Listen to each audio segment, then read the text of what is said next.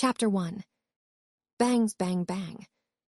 In the howling cold wind, a sparsely dressed little boy shiveringly knocked on the courtyard gate of a house. It was New Year's Eve, and laughter occasionally echoed from within the courtyard. Bangs, bang, bang. After waiting for a long time without a response, the little boy raised his hand again and pulled the knocker, tapping it gently a few times. Hugh! It was too cold. After knocking, he immediately brought his hands to his mouth and breathed on them to warm them up. Not just his hands, but his feet, clad only in straw sandals, were also numb with cold. Who is it? Fortunately, at this moment, someone inside the courtyard finally responded.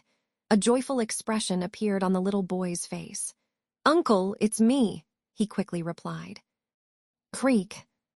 Not long after, the courtyard gate opened, and a kind-faced, middle-aged man poked his head out through the crack. "Oh, it's Ethan Walker. What's wrong so late?" the middle-aged man asked the little boy. "You, uncle." The charcoal at home ran out. I want to borrow a few caddies of charcoal from you. When spring comes and I can chop firewood from the mountain, I'll definitely return it." The little boy looked away, somewhat embarrassed. "How much money are a few caddies of charcoal worth? You wait here, Uncle will get it for you right away." The man waved his hand and readily agreed. "Ethan Walker, have you eaten yet?" Not taking many steps, the man suddenly stopped and turned to ask the little boy. I have. Grandfather. Grandfather hasn't eaten."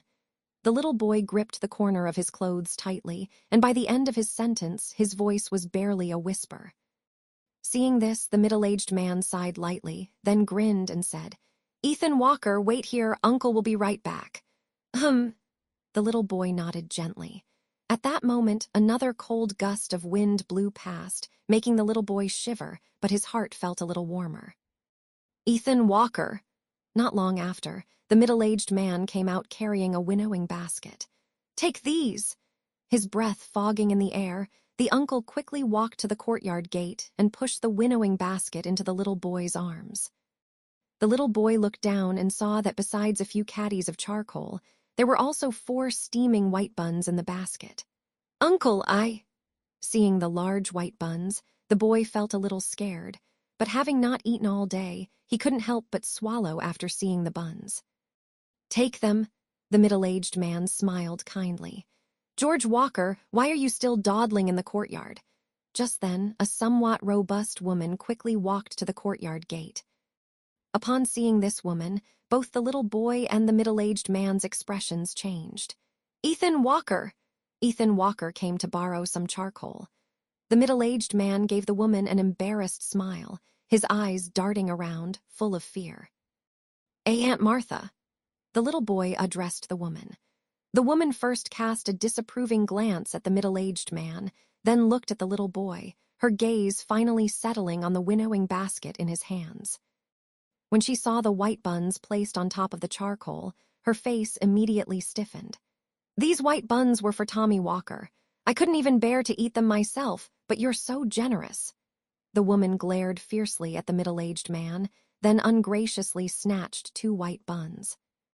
"Mom, is the roast goose ready? I want roast goose. I don't want to gnaw on white buns."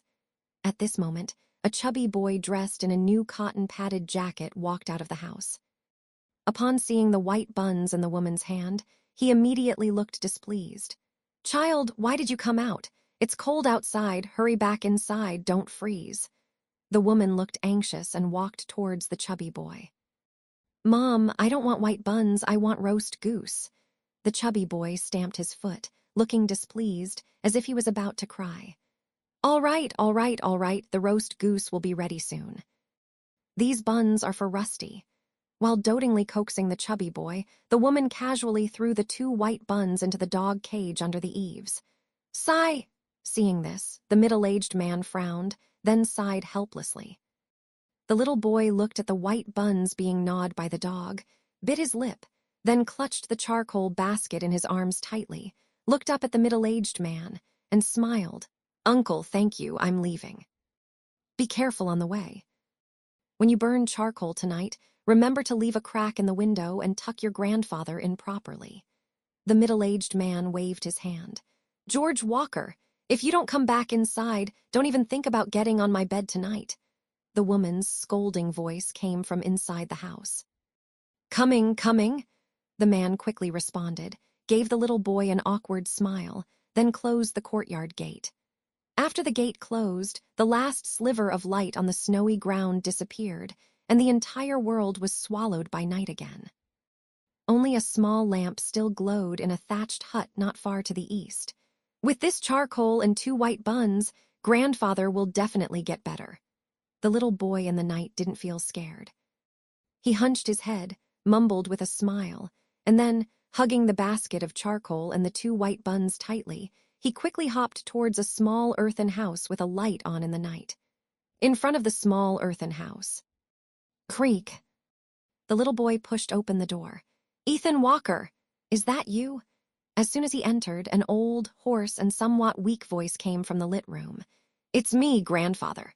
The little boy vigorously rubbed his frozen face, managed to force a smile, then quickly walked to the door of the room, lifted the curtain, and went inside. Upon entering the room, a strong smell of herbal medicine wafted over him.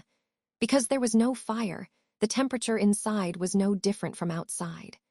At the innermost part of the room was a bed made of several wooden planks, and under a tattered quilt exposing the cotton wadding, an emaciated old man, just skin and bones, was curled up.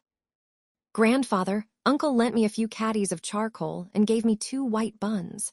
We'll roast and eat them later. Ethan Walker said to the old man on the bed with a joyful expression as he poured the charcoal into the stove.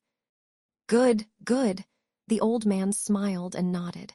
Although the old man exuded an aura of decay throughout his body, his cloudy eyes regained their luster when he saw Ethan Walker. Ethan Walker, these past few years. Following grandfather, you've suffered. The old man looked at Ethan Walker with eyes full of affection, muttering with difficulty. Grandfather, I haven't suffered, not at all. Ethan Walker, who had lit the charcoal stove, looked up and shook his head with a grin at the old man. Silly child, what a silly child. If it weren't for your care these past few years, grandfather would have been gone long ago. The old man reached out and touched Ethan Walker's small head, sighing with a face full of pity. Grandfather, don't say such inauspicious things. You will surely live a long life. Ethan Walker shook his head vigorously while roasting the bun. Ethan Walker, have you heard of immortals? The old man suddenly asked Ethan Walker. Chapter 2. I've heard of it, Ethan Walker nodded, then said with a look of longing. Uncle Zhao at the village entrance said there are immortals on Cloud-Dwelling Mountain, not far from our village. A few years ago, the snake demon in Clearbrook Town was slain by an immortal who came down from the mountain. They could fly and move through the earth. It was incredibly majestic. The old man chuckled at his words, then asked, So, Ethan, do you want to be like those immortals, immortal and able to fly? Yes, of course, I do. Young Ethan Walker nodded without hesitation, but then scratched his head awkwardly and smiled. But Uncle Zhao said that to cultivate, you need a natural spiritual bone.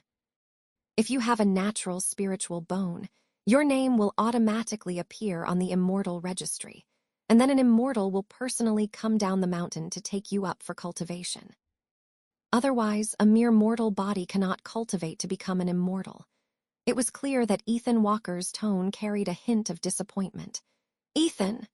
The old man hesitated, then looked at Ethan Walker earnestly, lowering his voice to ask, If there was an opportunity that could grant you a place on the immortal registry, but it required risking your life, would you be willing? Allow me. To be on the immortal registry? Young Ethan Walker was first stunned, then began to ponder seriously. Grandpa, if such an opportunity truly exists, I'd like to try. He looked up moments later, his eyes fixed on the old man on the bed with determination. Why, that's a risk to your life, you know. The old man smiled, gazing into young Ethan Walker's clear eyes. If I become an immortal, I'll be able to cure your illness, Grandpa, won't I? Young Ethan Walker replied as if it were the most obvious thing in the world. The old man was startled at first, then smiled again. Ethan, take this. He then painstakingly raised his hand and handed a somewhat worn wooden box to Ethan Walker. "Grandpa?" Ethan Walker looked at the wooden box in his hand with some confusion. Ever since he could remember, his grandpa had guarded this wooden box very carefully, never letting anyone see it. "Oh, open it," the old man said with great effort. "Okay." Although puzzled, Ethan Walker docilely nodded and opened the wooden box. Upon opening the wooden box, young Ethan Walker saw only a cinnabar red wax pellet and an ordinary yellow bean seed inside. "This red wax pellet was given to me by a Taoist priest I met by chance 10 years ago. It's called a spiritual bone pill. After taking it, it can transform a mortal body into a spiritual bone, allowing your name to appear on the immortal registry," the old man explained, pointing to the red wax pellet in the box, before Ethan Walker could ask. "There are such immortal medicines in the world." Young Ethan Walker looked incredibly doubtful. "The world is vast and full of wonders. What is a mere spiritual bone pill?" The old man nodded very seriously. "Since this spiritual bone pill has such miraculous effects, why didn't you take it, Grandpa?" Young Ethan Walker suddenly thought of a question. "That Taoist said this spiritual bone pill is only effective for children between the ages of 9 and 11. When your grandpa got this spiritual bone pill, I was already 63. Your father, your second uncle, and your third uncle were all past their prime. It would be useless for us to take it," the old man said with a bitter smile. It was clear he had regrets. If given the chance, who would want to miss this immortal opportunity? Moreover, after taking this spiritual bone pill, its effect only lasts for half a year. If you cannot reach the chi transformation realm, as the immortals call it, within half a year, your status as a mortal will be discovered by the sect, and your name will be removed from the immortal registry. At best, you'll be expelled from the sect. At worst, your divine soul memory will be erased, turning you into an imbecile," the old man continued, frowning. Ethan Walker was startled by these words. However, after serious thought for a long time, he still nodded, looking earnestly at the old man. "Grandpa, I still want to try." In his opinion, once he entered the immortal sect and learned immortal techniques, he could cure his grandpa's illness. So it was worth the risk. "Good." Seeing Ethan Walker's firm resolve, the old man nodded with great satisfaction, then took the wax pellet from his hand, peeled off the wax coating, and personally put it to young Ethan Walker's mouth. "Eat it." Young Ethan Walker did not hesitate and swallowed the spiritual bone pill in one gulp. As the pill entered his stomach, Ethan Walker felt a warm current, like a warm hand caressing his entire body. But apart from that, there was nothing extraordinary. "Is that all?" young Ethan Walker asked the old man with a look of surprise. "In a few days, an immortal from the mountain will come down to pick you up," the old man smiled and nodded. At this moment, his expression was complex, with both joy and worry in his heart. Joy was self-evident. Ethan Walker was his favorite grandson, and he was naturally delighted that he could embark on the path of seeking immortality. The worry, however, was that this path would undoubtedly be extremely arduous, and young Ethan Walker might not even last half a year before being expelled from the sect, becoming an imbecile, leading a miserable life. On the vast road of the mortal world, a mortal body seeks immortal destiny. If one does not experience countless dangers in the human world, how can one find the heavenly gate to the immortal palace? The old man suddenly recalled the words the old beggar Taoist had leisurely spoken before leaving. With this thought, his eyes became firm again. It's not wrong to set Ethan Walker on this path. "Grandpa, what's this bean for?" Ethan Walker, feeling a little anxious, suddenly picked up the yellow bean in the wooden box. This was also left by that old Taoist, but he didn't say its specific use. He just said that if you ever have the fortune to enter an immortal sect, you should plant this yellow bean in the spiritual soil of the mountain, and then you will gain another great opportunity. The old man replied weakly. Cough, cough, cough. After saying this, he began to cough violently. "Grandpa, drink some water, don't talk anymore." Ethan Walker went forward anxiously to support the old man. "Ethan!" Keep that bean safe. What Grandpa told you tonight? Cannot tell anyone. The old man gripped young Ethan Walker's wrists tightly. Don't worry, Grandpa, I won't tell anyone. Young Ethan Walker nodded vigorously. Ethan, though you are precocious, the world is dangerous. You must be extremely careful. At this moment, the old man, coughing blood at the corner of his mouth, suddenly embraced young Ethan Walker's shoulders with both hands, then stared fixedly at him, using all his strength to shout, Ethan, your grandpa has spent his entire life searching for the immortal path, but was ultimately trapped by this mortal body. You must strive for all mortal bodies in this world. After saying this, the old man's body stiffened and he fell straight back onto the bed. Grandpa! A chill ran through young Ethan Walker's heart. His small hand trembled as he reached it to the old man's nose, finding no breath, and his eyes immediately darkened. I don't have a grandpa anymore. Young Ethan Walker stood there dazed, tears welling up in his eyes, and finally he cried out with a wah. He hadn't cried when his parents died a few years ago. He hadn't cried when he rolled down a hillside while gathering herbs, and he hadn't cried when he was trapped in a cave by jackals for days without food or drink. Because he knew he wasn't alone, he still had his grandpa. That night, young Ethan Walker lost his grandpa. That night, on the spiritual bone monument of the Azure Profound sect on Cloud-Dwelling Mountain, a new name appeared, Ethan Walker.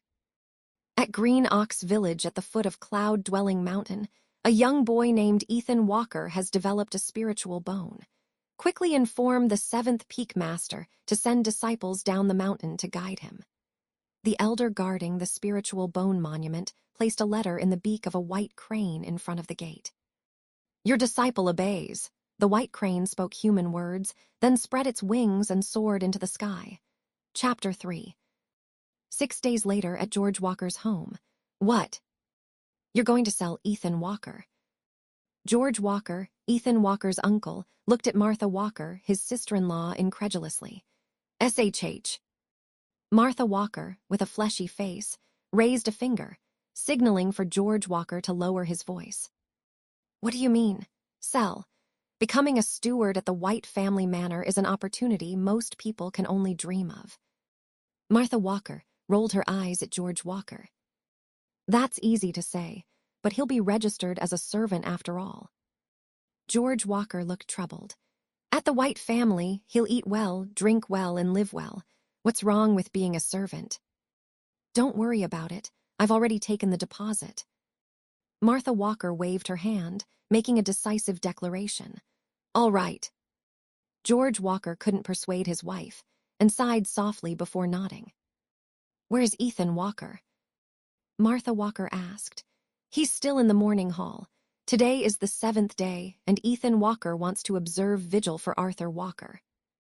George Walker, wearing morning clothes, wiped his mouth as he replied.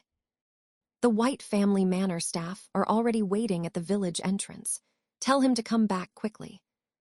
Martha Walker glared at George Walker. They're here so soon. George Walker was surprised. Young Master Henry White from the White family manor is starting private lessons next month and coincidentally needs a page boy. Otherwise, why would they be so quick? Stop talking nonsense and go bring that boy back from the morning hall. Martha Walker shot George Walker a fierce look, then urged him again. But today is Arthur Walker's 7th day. Can't Ethan Walker leave tomorrow? George Walker scratched his head, looking troubled. As soon as Arthur Walker died, the couple had been discussing how to deal with Ethan Walker, this burden. However, George Walker still harbored some affection and didn't want Ethan Walker to go to the White family as a steward before the 7th day of mourning was even over. 7th day, 7th day. What about the 7th day? Is it more important than money? You. Martha Walker poked George Walker's forehead with her finger, showing a look of hating his weakness. Then, she leaned into George Walker's ear and whispered mysteriously. Do you know how much the White family is willing to pay? 30 taels, 30 taels. Martha Walker's eyes were filled with greed. Upon hearing this, George Walker was stunned for a moment, then nodded forcefully. I'll go get Ethan Walker now. Half an hour later, at the entrance of Green Ox Village, Ethan Walker reluctantly glanced in the direction of the morning hall, then pleaded with his uncle and aunt. "Uncle, can I really not leave tomorrow?" Ethan Walker, becoming a steward at the White family manor is a golden opportunity. If you don't go now, by tomorrow, you won't be able to anymore. Martha Walker said to Ethan Walker with a beaming smile. "Are you afraid you won't be able to sell me for a good price if you wait until tomorrow, Aunt?" Ethan Walker cast a cold glance at Martha Walker. Although he had been observing Vigil for the past few days, he had experienced the ups and downs of life since childhood. How could he not know about the schemes between his aunt and uncle? The reason Ethan Walker didn't refuse or resist was, first, he couldn't resist, and second, he himself felt that going to the White family manor might be a good choice. After all, his grandfather had passed away, and he had no other ties here. "You child, how dare you speak to your aunt like that? Your aunt is doing this for your own good." Hearing Ethan Walker's words, George Walker glared fiercely at him. "Stop dawdling. Get in the carriage quickly. There have been rat demons in this area recently at night, so we need to reach Green Bamboo Ridge before dark." At this moment, Mr. White, the steward from the White family in the carriage behind Ethan Walker, urged them on. "Coming, coming." Upon hearing this, George Walker and Martha Walker, without a word, each grabbed one of Ethan Walker's arms and forcibly dragged him towards the carriage. Ethan Walker didn't resist, but he felt a pang of despair. "Young fellow, look closely. This is the contract you've signed with the White family. From this day forward, you are a servant of my White family, and you will have no further ties with Green Ox Village or the Walker family." In front of the carriage, after Ethan Walker placed his handprint, Mr. White picked up the contract and waved it in his hand. "MMM." Ethan Walker nodded expressionlessly. "It seems the pill Grandpa gave me has failed. 6 days have passed, and no immortal has come down to pick me up." While Mr. White was communicating with George Walker and Martha Walker, Ethan Walker silently raised his head and looked up at the sky.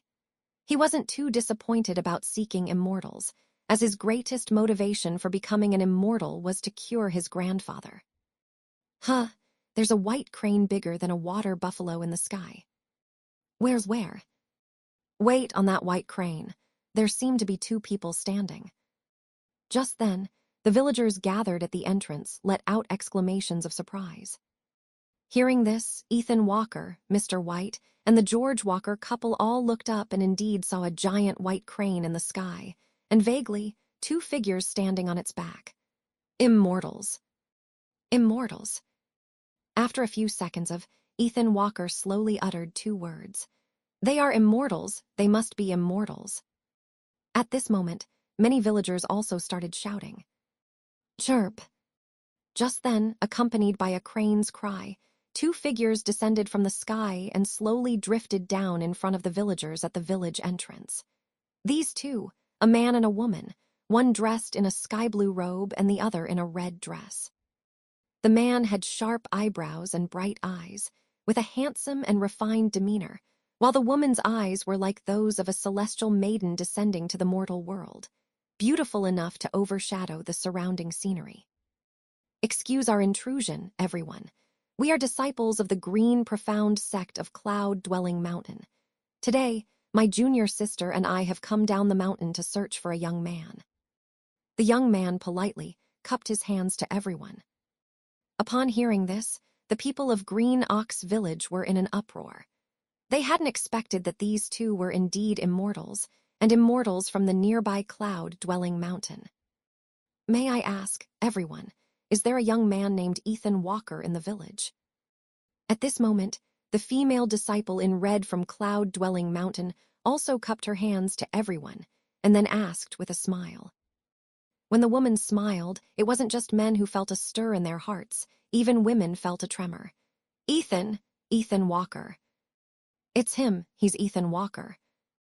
After a few seconds several villagers immediately pointed to Ethan Walker beside the carriage. Most of the people in Green Ox Village knew each other, and furthermore, Ethan Walker's family was one of the few with a different surname in the village, so most of them knew Ethan Walker. "You are Ethan Walker." The female disciple in red stepped forward, looking at young Ethan Walker with delight. "MMM." Ethan Walker nodded. He had already guessed the identities of these two. "Senior brother." Chapter 4. Seeing Ethan Walker nod, the woman quickly turned and looked at the young man behind her. "The cultivation jade slip has reacted. He is the person we are looking for." The young man nodded, holding up a jade slip that was emitting a faint blue light towards the female disciple. This immortal, did my nephew commit some offense?" At this moment, George Walker, Ethan Walker's uncle, finally couldn't help but ask, "Who told you to meddle?" As soon as George Walker spoke, Martha Walker pulled him back while maintaining a distance of 5 or 6 feet from Ethan Walker. Not only them, but the other villagers also retreated, keeping a distance from Ethan Walker. Clearly, most villagers, like George Walker, speculated that Ethan Walker might have committed some misdeed, which caused the immortals to descend the mountain.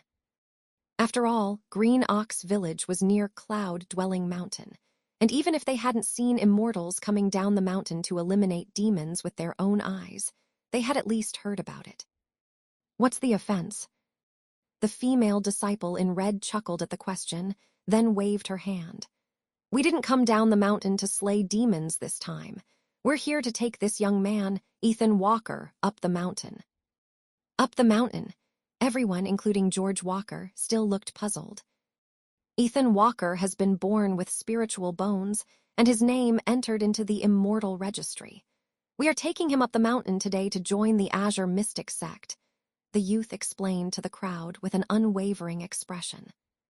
"Join the Azure Mystic sect? Does that mean he'll also become an immortal? My Walker family is going to have an immortal." Hearing the youth's words, George Walker was stunned as if struck by lightning, mumbling continuously. The male and female disciples of the Azure Mystic sect ignored the villagers and extended their hands towards Ethan Walker. "Little Ethan, come with us. From now on, you'll be our junior brother on the 7th peak," the female disciple in red said to Ethan Walker with a sweet smile and gentle voice. Hearing her voice, Ethan Walker felt an inexplicable warmth in his heart, experiencing a fleeting illusion of having found a family again. "Wait!" Just as Ethan Walker was about to take the female disciple's outstretched hand, Martha Walker, his aunt, grabbed his arm from behind, pulling him back. Two immortals, you can't just take my Ethan like this. He's the pillar of our Walker family. He's supposed to become a top scholar in the future and bring glory to our family." The stout Martha Walker looked at the two disciples of the Azure Mystic sect with a forced smile, her eyes full of what appeared to be reluctance. Hearing her words, Ethan Walker felt an even greater chill in his heart. All his life, his aunt had only ever treated him as a burden, a jinx. When had she ever hoped he would bring glory to the family? The two disciples of the Azure Mystic sect didn't know the inside story and thought Martha Walker was genuinely reluctant to see Ethan Walker leave, which was why she spoke that way. "A mere mortal scholar, how can he be compared to a disciple of our Azure Mystic sect? But since you are Ethan's aunt and uncle, this golden bowl is our welcome gift." The young male disciple of the Azure Mystic sect took out a gold piece from his sleeve and handed it to Ethan Walker's aunt. "No, esteemed immortal." Ethan Walker was about to tell the Azure Mystic sect disciple the truth when Mr. White suddenly jumped down from the carriage. He grabbed Ethan Walker's arm with one hand and held up the indenture with the other, shouting, "This Ethan Walker has already been sold into my White family by his aunt and uncle. It's written clearly in black and white. He is already a member of my White family, so this golden bowl should belong to my White family. Who wouldn't covet a gift from an immortal?" Hearing this, the young male and female disciples of the Azure Mystic sect frowned in unison. "Two immortals, he's lying. I just sent Ethan to work for his White family. I didn't sell him into servitude." The stout Martha Walker was exasperated. As she argued, she stepped forward to snatch the contract from Mr. White's hand. That's right. My nephew is now a disciple of the Immortals, so this contract with your White Manor must be voided. As he spoke, Ethan Walker's uncle also joined the struggle. Stop, all of you! Seeing the chaotic scene, the male disciple of the Azure Mystic sect couldn't help but yell. As he spoke, an invisible pressure spread from around him, making him look like an enraged tiger. This startled Ethan Walker's aunt and Mr. White into silence. Ethan, is it true that you were sold into servitude to the White family? After everyone quieted down, the female disciple in red from the Azure Mystic sect stepped forward to Ethan Walker, asking with concern. Ethan Walker looked at the female disciple, then nodded. Yes. As soon as he spoke, he suddenly felt a sense of relief, as if shackles and restraints had been removed from him. Upon receiving Ethan Walker's answer, the female disciple in red looked at him with an obvious increase in pity and sympathy. You ungrateful little wretch, how can you speak such nonsense? All these years? Let go! The stout aunt was about to grab Ethan Walker, but the young woman in red waved her long sleeve, sending out a powerful gust of wind that directly pushed the plump woman's body away. You, although you are immortals, you must be reasonable, no? I. The woman was clearly startled by the red-clad girl's divine power. Although she continued to argue, she was backing away. Immortals, two immortals, I have the indenture signed with George Walker here, in black and white with a red handprint. This Ethan Walker is now a member of my White family. His wife and he cannot deny it. Mr. White, whose eyes lit up at the sight of money, handed the indenture forward. The young man from the Azure Mystic sect took the contract and glanced at it, then smirked, looking coldly at Ethan Walker's uncle and aunt. Our Azure Mystic sect disciple, is he only worth a mere 30 taels? Hearing the youth say that the couple had sold Ethan Walker for a mere 30 taels, the young woman in red beside him immediately pouted in anger. You too, for a paltry 30 taels, you sold your own nephew, and now you still dare to demand benefits from us. I think you're asking for a beating. The young woman in red had a fiery temper and loved to right wrongs, and was about to wave her sleeves again. Mercy, immortal, mercy! George Walker and his wife quickly begged for forgiveness. Junior sister, don't forget master's instructions. The young man in green then patted the girl's shoulder, giving her a deep look. Hearing this, although the girl still showed anger on her face, she nevertheless withdrew her hand. Since this indenture is not false, then if our Azure Mystic sect wishes to redeem him, how much silver do you think is appropriate? The young man in green held the indenture and looked at Mr. White. This.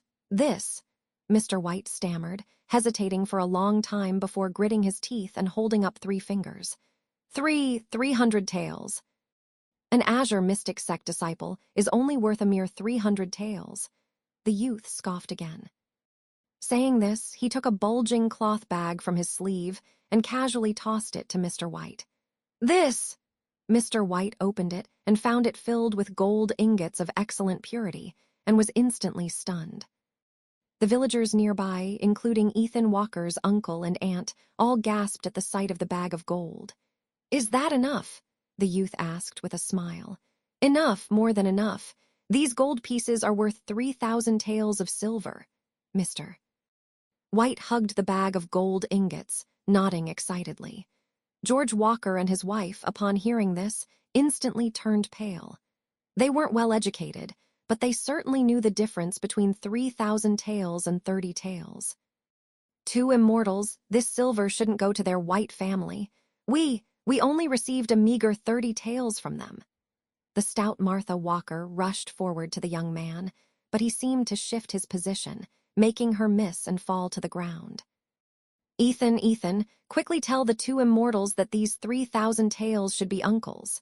Seeing Martha Walker miss, George Walker grabbed Ethan Walker. Whoosh! Unexpectedly, Ethan Walker was held by the hand of the girl in red, and with a mere flicker of movement, he retreated 4 or 5 feet. Unable to get to him, the money-hungry George Walker and his wife turned to Mr. White, clamoring, The silver is ours. and began to wrestle with him and his two servants. "Ethan, earthly ties have been severed. Are you willing to follow us to Cloud Peak Lodge to seek immortal destiny?" The young disciple of the Azure Mystic sect tore the indenture in his hand and then extended his hand to him. Chapter 5. Meanwhile, the young girl holding Ethan Walker's hand simply smiled at him without a word. Ethan Walker looked at the young man in front of him, then at the girl in red beside him, and then back at his uncle and aunt who were still entangled with Mr. White. The last trace of hesitation in his eyes vanished. "I will." Ethan Walker nodded firmly at the young disciples. Hearing this, the young man let out a hearty laugh, then waved his sleeve, and a gentle breeze from his sleeve lifted Ethan Walker and the girl in red, carrying them up to the celestial crane waiting in the air. "Ethan, my name is Adrian Sterling, the second disciple of the 7th peak of Kingshuan sect. My name is Lena Crystal, the 7th disciple of the 7th peak of Kingshuan sect. From now on, I'll be your senior sister." Ethan greets senior brother, greets senior sister. Amidst their laughter, the villagers only saw the celestial crane gradually disappear above the sea of clouds, vanishing from sight in the blink of an eye. As for Ethan Walker's uncle and aunt, they ultimately couldn't win against Mr. White and his servants.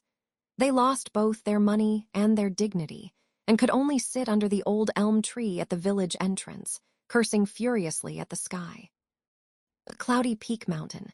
In just one day, Ethan Walker arrived at the legendary Cloudy Peak Immortal Mountain aboard the Celestial Crane.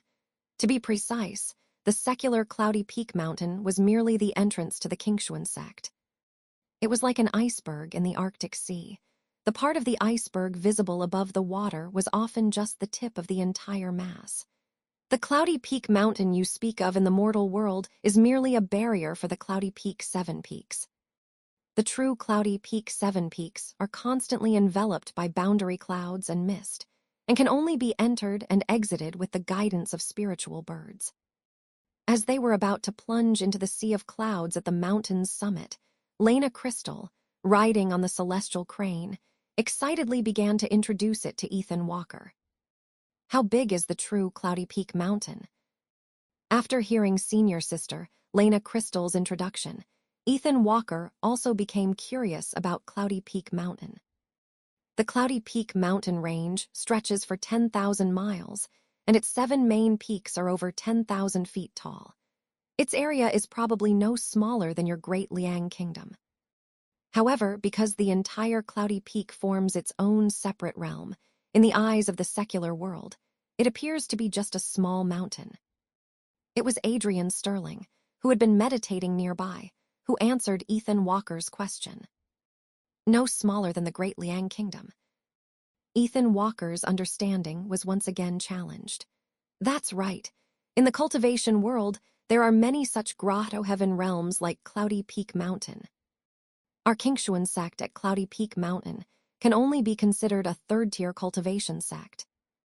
Lena Crystal smiled and nodded, "And above third tier." Boom. Just as Ethan Walker was about to ask more about the cultivation world, a strong gust of wind suddenly blew towards them. The celestial crane they were riding on let out a sharp screech. "Junior brother, this is the barrier wind stirred up by the Guardian formation. Hold senior sister's hand tightly, or you'll fall." Lena Crystal shouted, pulling Ethan Walker's hand. "Okay." Ethan Walker nodded, then firmly grasped the soft, boneless hand. Whoosh, whoosh. In the blink of an eye, the turbulent wind currents before Ethan Walker's eyes completely dissipated, leaving only the clear blue sky, along with the continuous mountain ranges, peaks piercing the clouds, and floating mountains hidden in the sea of clouds. This is the true Cloudy Peak Immortal Mountain. Lena Crystal stood up proudly and gazed into the distance. Senior brother Adrian, junior sister Lena Crystal. Just then, a sweet and gentle voice came from the side of the group. Ethan Walker turned his head and saw a blue light flying out from the sea of clouds on one side. Upon closer inspection, it was a tall, beautiful, and sweet-looking woman, carrying a small girl, flying through the air on a jade gourd. Senior Sister Violet, why have you come down the mountain as well? Lena Crystal smiled and waved at Violet Summers. Not long after you went down the mountain, the spiritual bone steel responded again. My sixth peak also gained a disciple chosen by the spiritual bone steel this time. Violet Summers smiled and glanced at the little girl behind her. The little girl was dressed in a white dress, with skin as fair as jade. From a distance, she looked like a flawless porcelain doll, very beautiful. What a pretty little girl. Lena Crystal genuinely praised. Congratulations, congratulations. The sixth peak has gained another promising talent. I'm afraid the sixth peak will take the lead in the next 7 peaks grand competition. Adrian Sterling smiled and cupped his hands towards Violet Summers. Violet Summers covered her mouth and smiled, inadvertently revealing a hint of charm in her eyes. Emily, quickly greet senior brother Adrian and senior sister Lena Crystal. Violet Summers patted the shoulder of the girl behind her. Emily greets senior brother Adrian, senior sister Lena Crystal. The little girl, not quite proficiently, bowed to Adrian Sterling and Lena Crystal. No need to be polite. Adrian Sterling smiled. Lena Crystal, on the other hand, looked at Ethan Walker beside her and patted his little head, saying, Ethan, quickly greet senior sister Violet of the 6th peak and your future junior sister. Among the 7 peaks, the 6th peak is the most generous. You must curry favor with her. Ethan greets senior sister Violet, greets junior sister Emily. Although Ethan Walker was a bit confused, he still respectfully bowed to Violet Summers. No need to be polite, no need to be polite. When you become a formal disciple of the 7 peaks, I, your senior sister, will give you a cultivation pills. Violet Summers smiled. Why aren't you thanking senior sister Violet? Seeing that Ethan Walker was still in a daze, Lena Crystal quickly pressed his head down, making him thank Violet Summers. Thank you, senior sister Violet. Ethan Walker still mumbled his thanks, somewhat confused. Senior brother Adrian, are you going to the Dragon Gate Hall later? Violet Summers changed the subject. That's right. Before taking Ethan to the 7th peak, we need to go to the Dragon Gate Hall to test his spiritual bone. Adrian Sterling nodded. Then I'll go with senior brother Adrian. Violet Summers flew her sword to the side of the celestial crane that Adrian Sterling and the others were riding. Then let's go together. Adrian Sterling nodded. Tusk, senior sister Violet, how about you ride the celestial crane with my senior brother, and I'll take Emily on my sword. Lena Crystal said with a mischievous smile. Lena Crystal, are you looking for a beating? Violet Summers' cheeks flushed as she, if you talk nonsense again, I'll kick you off. Adrian Sterling gave Lena Crystal, who was smirking mischievously, a sideways glance. No, I wouldn't dare. Lena Crystal hugged Ethan Walker's shoulder and repeatedly begged for mercy. At this moment, Ethan Walker's face was also a bit hot. This was the first time in his life he had been hugged by a strange woman. However, more than this shyness, what concerned him more at the moment was Adrian Sterling's previous remark. First go to the Dragon Gate Hall to test your spiritual bone. Senior brother Adrian, why do we need to test the spiritual bone? Ethan Walker couldn't help but ask. Although you were personally chosen by the spiritual bone steel and can directly become a disciple of the 7th peak without examination, we still need to test the type and grade of your spiritual bone. This will benefit your future cultivation. Adrian Sterling explained to Ethan Walker. Little Ethan, you probably don't know this yet, but in the cultivation world, although having a spiritual bone allows one to cultivate, even spiritual bones have different types and grades. Lena Crystal hooked Ethan Walker's shoulder, then counted on her fingers as she explained to him. As for types, the most common are the 5-element spiritual bones of metal, wood, water, fire, and earth. In addition, there are rare unique spiritual bones like ice, lightning, and wind. As for grades, there are 4 in total. purple spiritual bone, golden spiritual bone, profound spiritual bone, and white spiritual bone. Among them, the purple spiritual bone is the rarest, also known as the heavenly spiritual bone, while the white spiritual bone is the most useless. Hearing this, Ethan Walker immediately understood. Why is the white spiritual bone the most useless? He asked curiously. Chapter 6. The young woman, holding Ethan Walker's hand, simply watched him with a silent smile. Ethan Walker looked at the young man before him, then at the red-clothed young woman beside him, and finally at his uncle and aunt, who were still bickering with Mr. White. The last trace of hesitation in his eyes vanished. I will. Ethan Walker nodded firmly at the pair of young disciples. Hearing this, the young man let out a hearty laugh, then flicked his sleeve. A gentle breeze from his sleeve lifted Ethan Walker and the red-clothed young woman, carrying them skyward to land on the celestial crane. Ethan, my name is Adrian Sterling, the second disciple of the seventh peak of the Azure Mystic sect. My name is Lena Crystal, the seventh disciple of the seventh peak of the Azure Mystic sect. From now on, I'll be your senior sister. Ethan greets senior brother.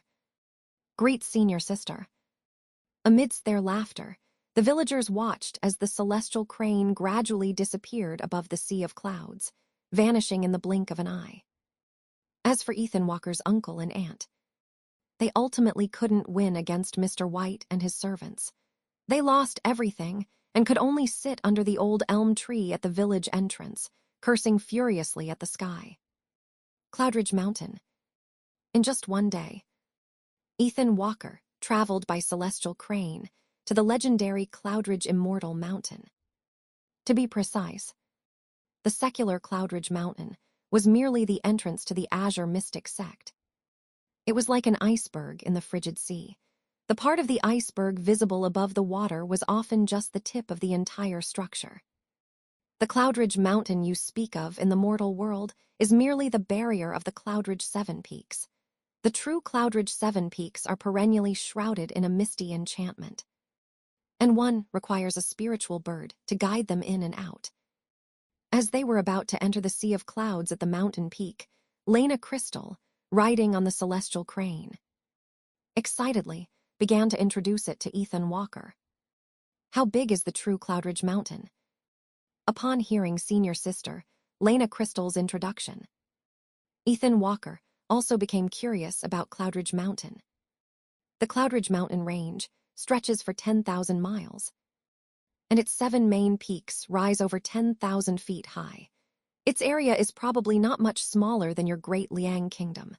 However, because the entire Cloudridge Mountain forms its own self-contained realm, in the eyes of the secular world, it appears to be just a small mountain peak. It was Adrian Sterling, who had been meditating nearby, who answered Ethan Walker's question. Not smaller than the Great Liang Kingdom. Ethan Walker's understanding was once again challenged. Yes, in the cultivation world, there are many such blessed lands and secret realms like Cloudridge Mountain. Our Azure Mystic sect on Cloudridge Mountain can only be considered a third-rate cultivation sect. Lena Crystal smiled and nodded. And above third-rate. Boom. Just as Ethan Walker was about to ask more about the cultivation world, a sudden gust of wind swept over them, and the celestial crane they were riding let out a sharp cry. Junior brother, this is the barrier's strong wind, activated by the mountain protection array. Hold senior sister's hand tightly, or you'll fall. Lena Crystal shouted, pulling Ethan Walker's hand. Yes. Ethan Walker nodded, then tightly clenched that soft, boneless hand. Whoosh, whoosh. In the blink of an eye, the turbulent winds before Ethan Walker completely dissipated, leaving only the clear, washed sky, the sprawling mountain ranges, peaks that pierce the clouds, and levitating mountains hidden within the sea of clouds. This is the true Cloudridge Immortal Mountain. Lena Crystal stood up proudly and gazed into the distance. Brother Adrian, Sister Lena. Just then, A sweet and gentle voice came from the side of the group. Ethan Walker turned his head and saw a green light flying out from the sea of clouds on one side.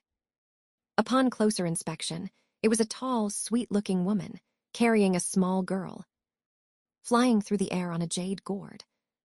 Senior Sister Violet Summers, why did you come down the mountain too? Lena Crystal smiled and waved at Violet Summers. Shortly after you went down the mountain, the spiritual bone steel responded again. This time, my sixth peak also has a disciple chosen by the spiritual bone steel. Violet Summers smiled and glanced at the little girl behind her. The little girl wore a white dress, and her skin was as fair as jade. From a distance, she looked like a flawless porcelain doll, incredibly beautiful. What a pretty little girl. Lena Crystal genuinely praised. Congratulations. Congratulations. The sixth peak has gained another promising talent, the next 7 peaks competition. I fear the sixth peak will take the top prize. Adrian Sterling smiled and cupped his hands toward Violet Summers. Violet Summers chuckled, covering her mouth, and an inadvertent charm flickered in her eyes. Emily. Quickly greet senior brother Adrian and senior sister Lena Crystal. Violet Summers patted the shoulder of the girl behind her. Emily greets senior brother Adrian. Senior sister Lena Crystal. The little girl awkwardly bowed to Adrian Sterling and Lena Crystal. No need to be so polite. Adrian Sterling smiled. Lena Crystal looked at Ethan Walker beside her and patted his head, saying, Ethan. Quickly greet senior sister Violet Summers of the 6th peak and your future junior sister. Of the 7 peaks, the 6th peak is the most generous. You must curry favor with her. Ethan greets senior sister Violet Summers. Greets junior sister Emily. Though a bit bewildered, Ethan Walker still respectfully bowed to Violet Summers. No need to be polite, no need to be polite. Once you become a formal disciple of the 7 peaks, I, your senior sister, will give you a cultivating essence pill. Violet Summers laughed. Why aren't you thanking senior sister Violet Summers? Seeing Ethan Walker still in a daze, Lena Crystal quickly pressed his head down, making him thank Violet Summers. Thank you, senior sister Violet Summers. Ethan Walker still thanked her in a dazed state. Senior brother Adrian. Are you going to the Dragon Gate Hall later? Violet Summers changed the topic. That's right, before taking Ethan Walker up to the 7th peak. We first need to go to the Dragon Gate Hall to test his spiritual bone. Adrian Sterling nodded. Then I'll go with senior brother Adrian. Violet Summers maneuvered her flying sword to the side of the celestial crane Adrian Sterling, and the others were riding. Then let's go together. Adrian Sterling nodded. Tusk, senior sister Violet Summers, how about you ride the celestial crane with my senior brother, and I'll fly with junior sister Emily on the sword. Lena Crystal said with a mischievous smile. Lena Crystal, are you looking for a beating? Violet Summers retorted, her cheeks flushed. If you speak nonsense again, be careful, I'll kick you off. Adrian Sterling gave a sidelong glance at a mischievously smiling Lena Crystal. I wouldn't dare. I wouldn't dare. Lena Crystal clung to Ethan Walker's shoulder, pleading for mercy. At this moment, Ethan Walker's face also felt a bit warm. It was the first time in his life he had been hugged by a stranger. However, more than this shyness, what concerned him more at the moment was Adrian Sterling's earlier remark. First, we need to go to the Dragon Gate Hall to test and determine his spiritual bone. Senior brother Adrian. Why do we need to test the spiritual bone? Ethan Walker couldn't help but ask. Although you were personally chosen by the spiritual bone steel as a disciple, allowing you to directly become a 7th peak disciple without examination, we still need to test the type and grade of your spiritual bone. This will benefit your future cultivation. Adrian Sterling explained to Ethan Walker. Little Ethan, You probably don't know this, but in the cultivation world, although having a spiritual bone allows one to cultivate, even spiritual bones have types and grades. Lena Crystal slung an arm around Ethan Walker's shoulder, then began to explain by counting on her fingers. In terms of types, the most common are the 5 elemental spiritual bones: metal, wood, water, fire, and earth. Besides these, there are rare unique bones like ice, lightning, and wind. As for grades, there are 4 in total: purple spirit bone, gold spirit bone, mystic spirit bone, and white spirit bone. Among them, the purple spirit bone is the rarest and is also called the heavenly spirit bone, while the white spirit bone is the most useless. Upon hearing this, Ethan Walker immediately understood. Why is the white spirit bone the most useless? He asked curiously.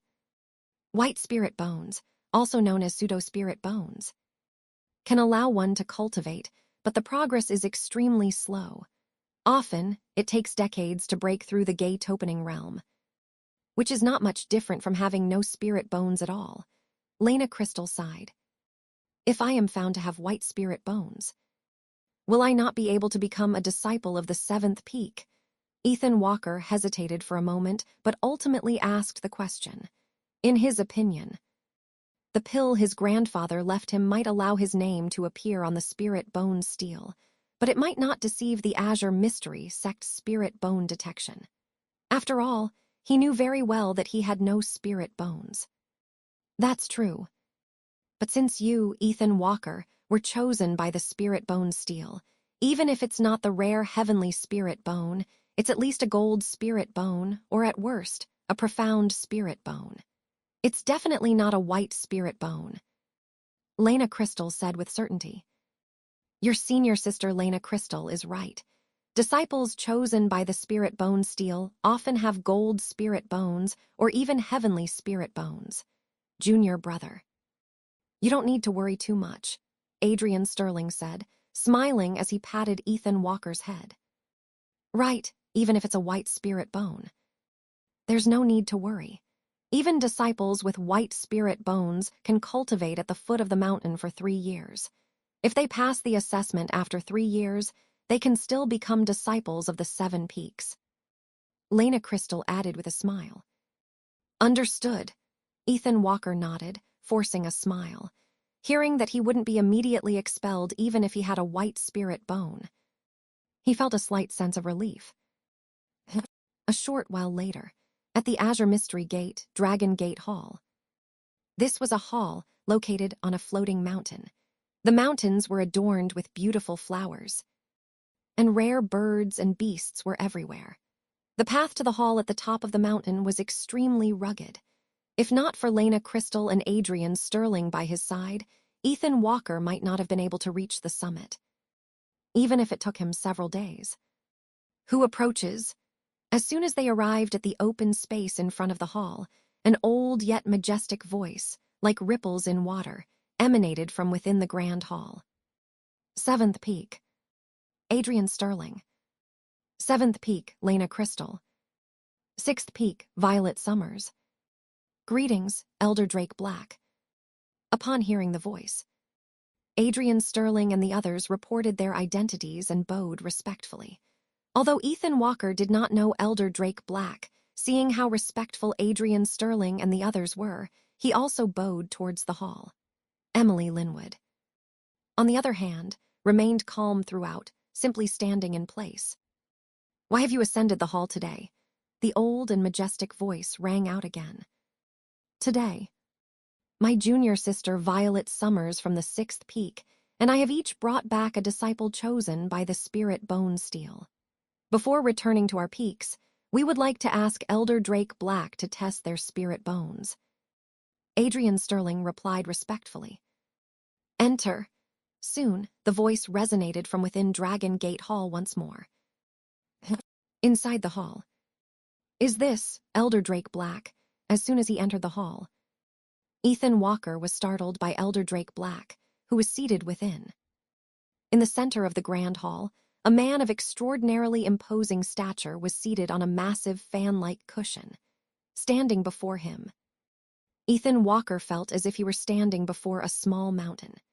Even more terrifying was that, while this man wore a purple robe made of silk and had the physique of an adult male, his head was like that of a vicious water dragon. Exceedingly fierce. Elder Drake Black's true form is a spirit flood dragon from Zunyang River. He cultivated for 500 years to achieve human form. Afterwards, he followed our Azure Mystery sect's ancestor and became one of the sect's mountain-guarding spirit beast elders. Although his appearance is frightening, he is actually very kind-hearted. You don't need to be afraid. Lena Crystal quickly explained to Ethan Walker, seemingly having anticipated his surprise. Understood, senior sister. I'm not afraid. Ethan Walker nodded. His astonishment moments ago mostly stemmed from surprise. Not fear. Junior sister Violet Summers, what a coincidence. Just then, a man in white robes, accompanied by a lavishly dressed young master, walked out from beside Elder Drake Black. Senior brother James Knowles, upon seeing this man. Violet Summers couldn't help but frown. Why are you here too? Adrian Sterling asked, somewhat impolitely. Though Ethan Walker didn't know the reason, he could tell that both of them strongly disliked this man. Earlier, I was exterminating demons in the kingdom of heavenly radiance, and coincidentally discovered that this young prince of heavenly radiance had spirit bones. So I brought him up the mountain. I also came to Elder Drake Black to test his spirit bones, the man said, a smile playing on his lips. As he spoke, he never once looked at Adrian Sterling, his gaze brazenly scrutinizing Violet Summers and Lena Crystal. It's been a few years, and I didn't expect junior sister Lena Crystal to have grown into such a beautiful young woman. He looked at Lena Crystal with a hint of wickedness in his smile. James Knowles, if you don't want those eyes anymore, I'll pluck them out for you right now. Adrian Sterling stepped forward, blocking the man's line of sight. Then I'd like to see. Silence, all of you. Just as James Knowles was about to argue with Adrian Sterling, Elder Drake Black, who had been sitting with his eyes closed, suddenly opened them, revealing a pair of eerie golden vertical pupils. This is not the 7th peak. Nor is it the 1st peak. This is my Dragon Gate Hall. Elder Drake Black's gaze swept over both of them. Yes, Adrian Sterling and James Knowles bowed and stepped back. Bring the young ones, who are to be tested, forward. Elder Drake Black commanded, at the same time taking out a dragon pearl from his sleeve. The dragon pearl was as large as Ethan Walker's head, perfectly crystalline like a transparent amber sphere, with cyan halos continuously rippling outwards. At the same time, Ethan Walker, Emily Linwood, and the young prince in luxurious attire all stood before Elder Drake Black. You 3 young ones, step forward one by one and place your hand on this pearl of mine. Elder Drake Black held the dragon pearl, his gaze sweeping over Ethan Walker and the other 2. I'll go first. No sooner had he spoken than the young prince in luxurious attire stepped forward and pressed his hand onto the dragon pearl. Elder Drake Black frowned slightly, but said nothing. Close your eyes and focus. Only open your eyes when I tell you, Elder Drake Black commanded coldly. Then a golden light emanated from his body. Streams of golden aura first gathered around him to the dragon pearl in his hand, and finally, through the dragon pearl, covered the young prince's entire body. Hum, a moment later. Accompanied by a faint hum, the dragon pearl in Elder Drake Black's hand glowed brilliantly, with flames rising around it. A fire element gold spirit bone. It's actually a fire element gold spirit bone. Ha ha ha. Seeing this, James Knowles, who was standing beside Adrian Sterling, burst into laughter. Although Elder Drake Black showed displeasure at James Knowles's loud outburst, he did not stop him. As the Azure Mystery sect gaining another disciple with a fire element gold spirit bone was, in his view, indeed a cause for celebration. Chapter 7. Brother James, I told you before, I am definitely not an ordinary spirit bone. The richly dressed young man finally opened his eyes. Upon seeing the dragon orb's transformation, he immediately wore a triumphant expression. Ethan Walker remained calm, showing no envy or jealousy. Emily Linwood, beside him, was equally composed. "Little one, what's your name?" Elder Drake Black asked the arrogant young man in fine clothes as he retrieved the dragon orb. "I am Evan Lowell, the 9th prince of the Tianlang kingdom. I have been since childhood." "All right, step aside." Before the young man could finish, Elder Drake Black waved his hand, telling him to back off, seemingly displeased with his haughty demeanor. Though Evan Lowell was somewhat displeased, he dared not say more and sullenly walked to James Knowles's side. "You. Come." Elder Drake Black then pointed at Emily Linwood. Emily Linwood nodded and took small steps to stand before Elder Drake Black, placing a small hand on the dragon orb. Seeing this, Violet Summers felt a pang of anxiety. Although the spirit bone steel rarely missed, there was always a slim chance because the achievements of cultivators with golden spirit bones and profound spirit bones differed significantly. Not to mention the distinctions among different types of spirit bones. Therefore, it was impossible for Violet Summers not to be nervous. Buzz, with another faint hum. The dragon orb in Elder Drake Black's hand once again glowed golden. The difference this time was that the FLAMES Chinese letter around it turned into crackling electric sparks. "It's a thunder aberrant bone. And a golden spirit bone level thunder aberrant bone." Upon seeing this, even the usually reserved Luna Moon couldn't help but exclaim, "Congratulations, Sister Violet. A golden spirit bone level thunder aberrant bone hasn't appeared in our Azure Profound sect for hundreds of years. Sister Violet, the 6th peak has found such a treasure. You must treat us to a good meal at Drunken Immortal Pavilion later." Adrian Sterling and Lena Crystal immediately stepped forward to congratulate. "Sister Violet, congratulations." James Knowles also reluctantly offered his congratulations. "Ha ha ha." At this moment, Elder Drake Black, who had always been stern, suddenly burst into hearty laughter, his voice shaking the hall. "One thunder. One fire. Both golden spirit bones. Our Azure Profound sect has hope for revival." Elder Drake Black laughed loudly. Ethan Walker observed all of this with an unperturbed heart. Only when Emily Linwood walked past him did he quietly say, "Congratulations, little sister Emily." Emily Linwood turned to look at Ethan Walker, then nodded and said, "Thank you." Both had dispositions that were neither overly excited by favor nor disturbed by disgrace. But Emily Linwood seemed even more composed. "Little one, it's your turn." At this moment, Elder Drake Black's voice sounded again. Ethan Walker looked up, seeing Elder Drake Black's vertical pupils filled with expectation. Staring at him, Adrian Sterling and Lena Crystal, beside him, immediately became tense, their gazes simultaneously fixed on Ethan Walker. "Yes." After exchanging glances with Elder Drake Black, Ethan Walker nodded calmly. Then, under everyone's watchful eyes, Ethan Walker placed his hand on the dragon orb in Elder Drake Black's hand and began to close his eyes and concentrate. Buzz, after feeling a warm force gradually enveloping him, he soon felt the dragon orb in his hand vibrate. Ethan Walker opened his eyes and saw that the originally transparent dragon orb had turned a pale white, resembling the color of withered bones of abandoned beasts on the roadside. Sure enough, Ethan Walker muttered to himself. His guess was correct. The pill his grandfather had left him could get his name on the immortal registry. But it couldn't make him a true spiritual bone.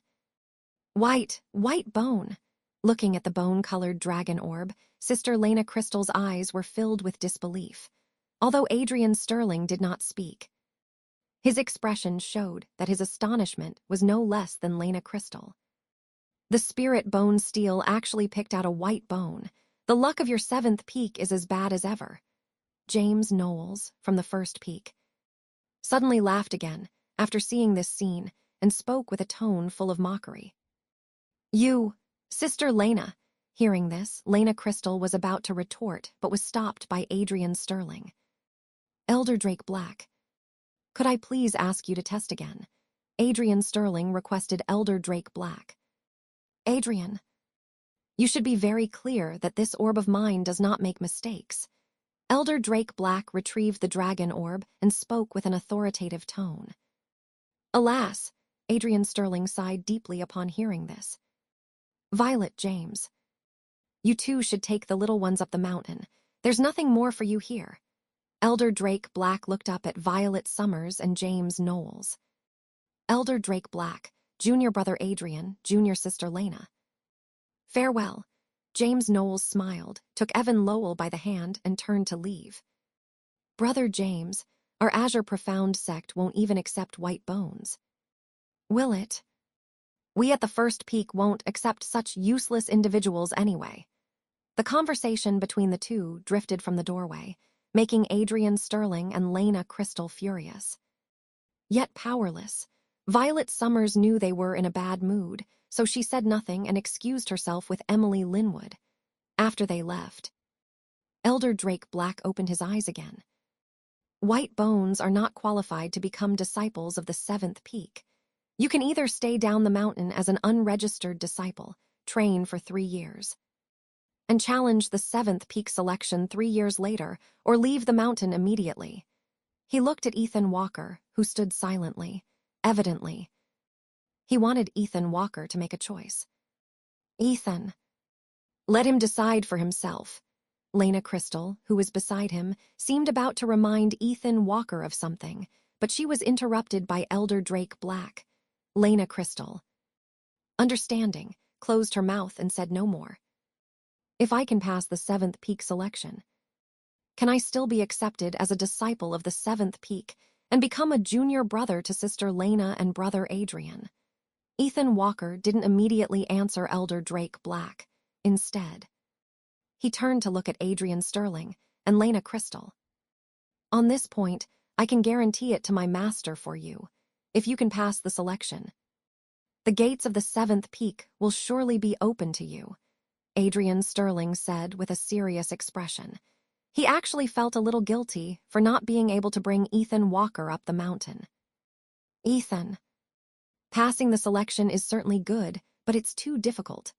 Lena Crystal shook her head at Ethan Walker with a worried expression. Ethan Walker smiled at Lena Crystal, then turned to Elder Drake Black and said, Elder, I wish to train down the mountain for 3 years. Ethan Walker would not break his promise to his grandfather. Seeing Ethan Walker make his decision, Elder Drake Black nodded calmly, then produced a jade slip and handed it to Ethan Walker. Take this jade slip. Someone will take you down the mountain for arrangements and brief you on what you need to pay attention to next. Many thanks. Elder, Ethan Walker took the jade slip. Elder Drake Black, I brought this child up the mountain, so I should be the one to take him down for arrangements. Lena Crystal stepped forward, making her request to Elder Drake Black. Seventh Peak disciples are not allowed to go down the mountain at will, nor interfere with matters below the mountain, but, seeing as this child was led up by you, I shall make an exception this once. Elder Drake Black pondered for a moment, then slowly nodded, indicating his acquiescence. Thank you. Elder Drake Black. Lena Crystal was overjoyed at having received permission. You cannot stay down the peak for more than 2 hours, and don't play any tricks. I can't control what happens on the Seventh Peak. But even if a blade of grass or a tree breaks below the Seventh Peak, it won't escape my notice. Elder Drake Black warned Lena Crystal. Don't worry, Elder. I promise you I will not do anything extra. Lena Crystal, whose thoughts had been seen through by Elder Drake Black, stuck out her tongue and then guaranteed with a squinting smile. A moment later, in front of the Dragon Gate Hall. Sister Lena, I need to report this matter to Master. Ethan is in your care. You must arrange everything well for him, because it will be difficult for us to come down the mountain to find him later. Adrian Sterling instructed Lena Crystal. Brother, don't worry, I will arrange everything properly. Lena Crystal assured Adrian Sterling. Adrian Sterling nodded, then leaped up, stepping on a jade flute, and his figure shot through the air like a streak of light. Let's go. Ethan, we'll first register you. Then find a good place for you down the mountain where you can earn merits and practice cultivation. Lena Crystal patted Ethan Walker's shoulder with a smile. Earn merits. Ethan Walker was a little confused by this term. Exactly. Lena Crystal sighed, then explained to Ethan Walker. Outer disciples at the foot of Azure Profound sect must earn merits every year. Only by earning enough merits can they continue to stay in Azure Profound sect. Otherwise, they will be expelled from the mountain. How can one earn merits then? Ethan Walker continued to ask. Every outer disciple, upon registration, receives a courtyard. A few mu of immortal fields or medicine gardens. Inside the courtyard, you can raise oxen and pigs. In the immortal fields, you can plant immortal grain rice or herbs. When they mature, you can sell them to exchange for merit money. Lena Crystal explained in great detail to Ethan Walker. Thank you, Sister Lena. I understand. These merits are like our common silver. Ethan Walker nodded upon hearing this. That's not wrong to say. Lena Crystal smiled, then took Ethan Walker's hand and said, Let's go, Ethan. We'll go to the West Wind Pavilion to register first, then see if there's anything suitable for you to do. Chapter 8. Cloud Abode Mountain. West Wind Pavilion. This is one of the places where the Azure Mystic sect handles matters concerning outer disciples. Fairy Luna Moon. This young brother's registration has been processed. Please take this bronze mirror and jade slip for cultivation.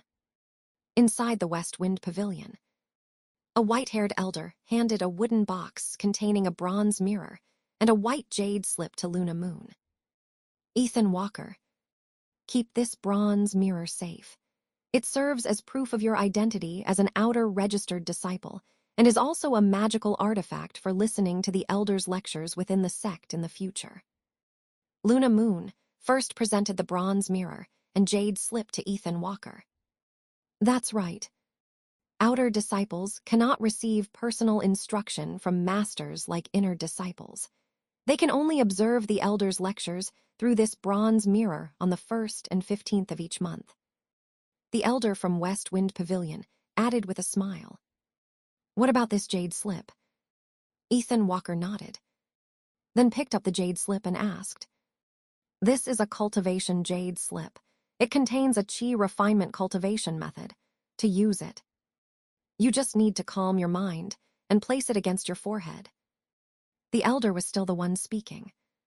That's right, the instructions for using the bronze mirror, as well as some rules, a ND Chinese letter, Chinese letter, Chinese letter, Chinese letter, to note after joining the sect, are all detailed in the jade slip. You can use it once you've settled down. Luna Moon added at this point. Okay. Ethan Walker nodded. Mr. Willows, do you have any unattended medicinal gardens under your charge? Luna Moon looked towards the head of West Wind Pavilion, Mr. Willows. This. Mr. Willow's expression stiffened. Among the outer sect, the easiest place to earn merit points was undoubtedly the spiritual herb garden. Not only was the work easy, but it also offered many merit points. Mr. Willows, this child is a distant relative of mine. If you can help with this matter, I, Lena Crystal of the 7th Peak, will owe you a favor. Lena Crystal said very earnestly. Hearing this, Mr. Willow's eyes suddenly lit up. He knew Lena Crystal's identity, a direct disciple of the 7th Peak Master, someone with boundless prospects in the future. Her favor was very valuable. Since Fairy Luna Moon, you have asked, then this favor must naturally be granted. Mr. Willows pondered briefly, then nodded. Upon hearing this, Lena Crystal breathed a sigh of relief. Meanwhile, Ethan Walker cast a grateful look at Lena Crystal. He silently etched this kindness into his heart. To be frank with you, Fairy, among the mountains west of Mount Yunlu, which fall under the jurisdiction of our West Wind Pavilion, There is indeed an unattended medicinal garden, Mr. Willows said, pointing to a map on the wall, then stroked his beard and continued. The place is called Green Bamboo Residence. Located 3,000 miles from West Wind Pavilion in Cloud-Dwelling Valley. Besides having 3 acres of spiritual herb garden, there's also a ready-made small courtyard where you can reside and cultivate. Half an hour later, at the entrance of West Wind Pavilion. Pavilion Master. Didn't a cultivator report earlier that there were evil spirits at Green Bamboo Residence? If you arranged for that young fellow to go there, and something unfortunate were to happen, wouldn't it be difficult for us to explain to Fairy Luna Moon? Watching Fairy Luna Moon and Ethan Walker depart on the crane, a steward of West Wind Pavilion looked with some concern at the old pavilion master beside him. That's just groundless speculation. A few days ago, several disciples from the 4th peak went to inspect, and there was nothing unusual. Mr. Willows shook his head dismissively. What's more, even if something did go wrong, a mere outer disciple, if they die, they die. Of the new outer registered disciples who join each year, it's good if half of them survive in the mountains. If I had to be responsible for every death, could I still be the pavilion master? He then cast a dismissive glance at the steward. The pavilion master is right. I was overthinking. The steward reluctantly retreated. Another half an hour later. Green Bamboo Residence. Fairy Luna Moon, we have arrived at the Green Bamboo Residence. The crane, speaking human words, gently flapped its wings, allowing Luna Moon and Ethan Walker to land steadily on the ground. After gaining his footing, Ethan Walker looked ahead. Amidst a Chinese letter forest, a small courtyard with mud walls sat quietly. The fallen bamboo leaves were almost submerging the doorstep. Little Ethan Walker, from now on, you'll have to rely on yourself. Luna Moon glanced at the sky, then somewhat reluctantly said to Ethan Walker. The time agreed upon with Elder Drake Black had arrived. Thank you, Sister Luna Moon. I will definitely cultivate diligently and strive to reach the 7th peak as soon as possible. On Ethan Walker's tender face, a determined expression unfitting for his age emerged. I believe in you, little brother. Luna Moon reached out and gently stroked Ethan Walker's small face with a smile. Then, she took out a bone flute and a money bag from her sleeve and handed them to Ethan Walker, saying, This bone flute can be used to attract nearby spiritual birds. The money bag contains 30 merit coins that West Wind Pavilion gives to every new disciple. If you have any urgent needs, you can spend 1 merit coin to have a nearby spiritual bird take you to buy it. However, unless absolutely necessary, these 30 merit coins should not be used carelessly, because, if no accidents happen, the medicinal garden in your backyard is probably abandoned, and you'll need this money to buy seeds and food. I won't use them carelessly, Sister Luna Moon. Ethan Walker nodded, taking the bone flute and the money bag. Little Ethan Walker, may we meet again when fate allows. Take care. Luna Moon, already back on the crane, smiled and waved to Ethan Walker. Goodbye, Sister Luna Moon. Ethan Walker also waved to Luna Moon. Whoosh. As soon as the words fell, the crane shook its wings, creating a gust of wind as it soared into the sky. Little Ethan Walker, I hope we can meet again. Luna Moon.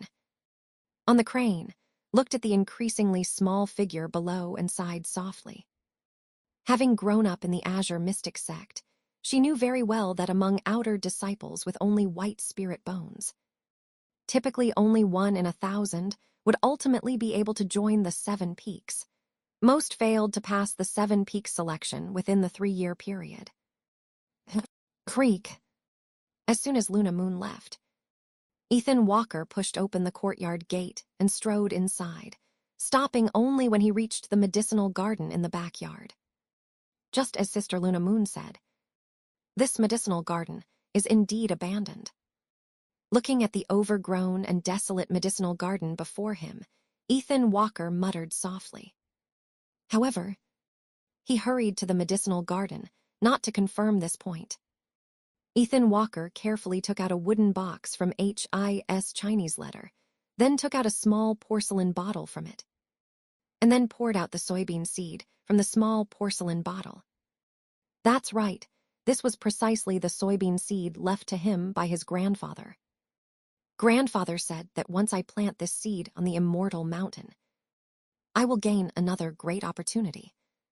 He murmured, then crouched down and dug a pit in the soil of the medicinal garden with his hand. Afterward, he planted the soybean seed. Since that pill was real, it means the seed is real too.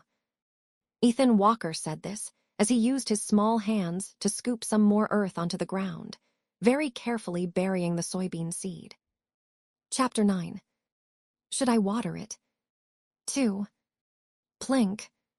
Just as Ethan Walker was about to fetch water, the clod of earth he had used to cover the soybean seed suddenly pushed open.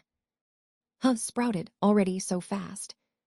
He knelt down curiously and was astonished to find that the soybean seed, which he had just planted, had already sprouted. Not only that, after the tender sprout broke through the soil, it began to grow stems and leaves at a visible rate, then flowered and bore fruit. In just a moment, a mature soybean plant stood before Ethan Walker. This plant was about 4 feet tall, its leaves so green they looked like they could drip water, and the 3 pods hanging on it were as translucent as jade. Clearly extraordinary to anyone who saw them. Could Grandpa's great opportunity be the beans inside these 3 pods? Ethan Walker curiously reached out, wanting to pick the 3 pods. Little one. And just as Ethan Walker reached for the 3 pods, a pleasant voice suddenly emanated from the soybean plant before him. Following that, Ethan Walker saw a milky white glow, like mist, rise from the plant's stems and leaves, eventually forming the figure of an exquisite fairy before him. Don't be in a hurry to pick them. The fairy smiled sweetly at Ethan Walker, who was now stunned. Are you a demon? Or an immortal? Ethan Walker, finally recovering his senses, tried to calm himself, but his voice was still a little shaky. An immortal. Perhaps I once was, but now I am merely a wisp of a soul, clinging precariously to existence within this being. The woman pondered for a moment, then gave a bitter smile. Little one, don't be afraid, I won't harm you. Nor can I have revealed myself, now only because I wish to make a deal with you. She continued speaking to Ethan Walker. A deal? Ethan Walker was somewhat puzzled. My true name is Luna Moon. 600 years ago, I was ambushed by an enemy. My physical body was sealed, and my soul was shattered. Only this wisp of a soul managed to escape by luck, thanks to this bean. Later, this bean traveled thousands of miles and ended up in your grandfather's hands. He then passed it on to you. It wasn't until today, when you planted it in this spiritual ground, allowing the seed to be reborn, that I could finally see the light of day again.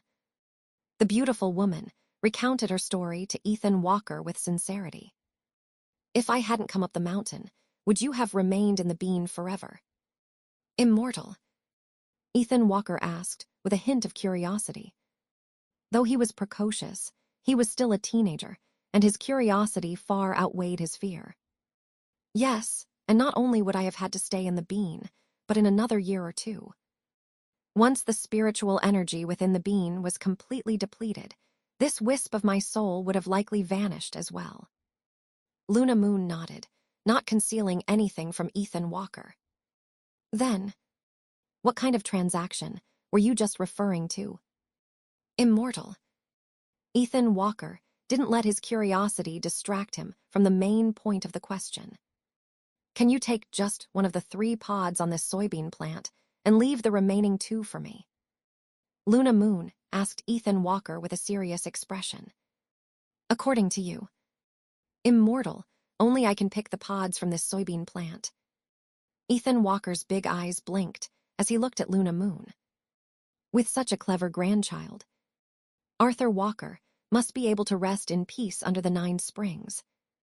Ethan Walker's words startled Luna Moon. She gave a wry smile, then nodded and said, "That's right. Only the one who planted it can pick its fruit." "Then I understand." Ethan Walker nodded. "Since it's a deal, what do you intend to exchange with me, Immortal?" He asked Luna Moon. "If you can take only one, I am willing to tell you a portion of the secrets regarding this bean, as well as a medicinal formula that can help mortals cultivate," Luna Moon said very seriously. Her gaze now clearly no longer viewed Ethan Walker as a mere child. Upon hearing Luna Moon say that she possessed a medicinal formula capable of assisting ordinary mortals in cultivation, a flicker of joy immediately appeared in Ethan Walker's eyes. "How can you make me believe you, Immortal?" Ethan Walker continued to ask, without a change in expression.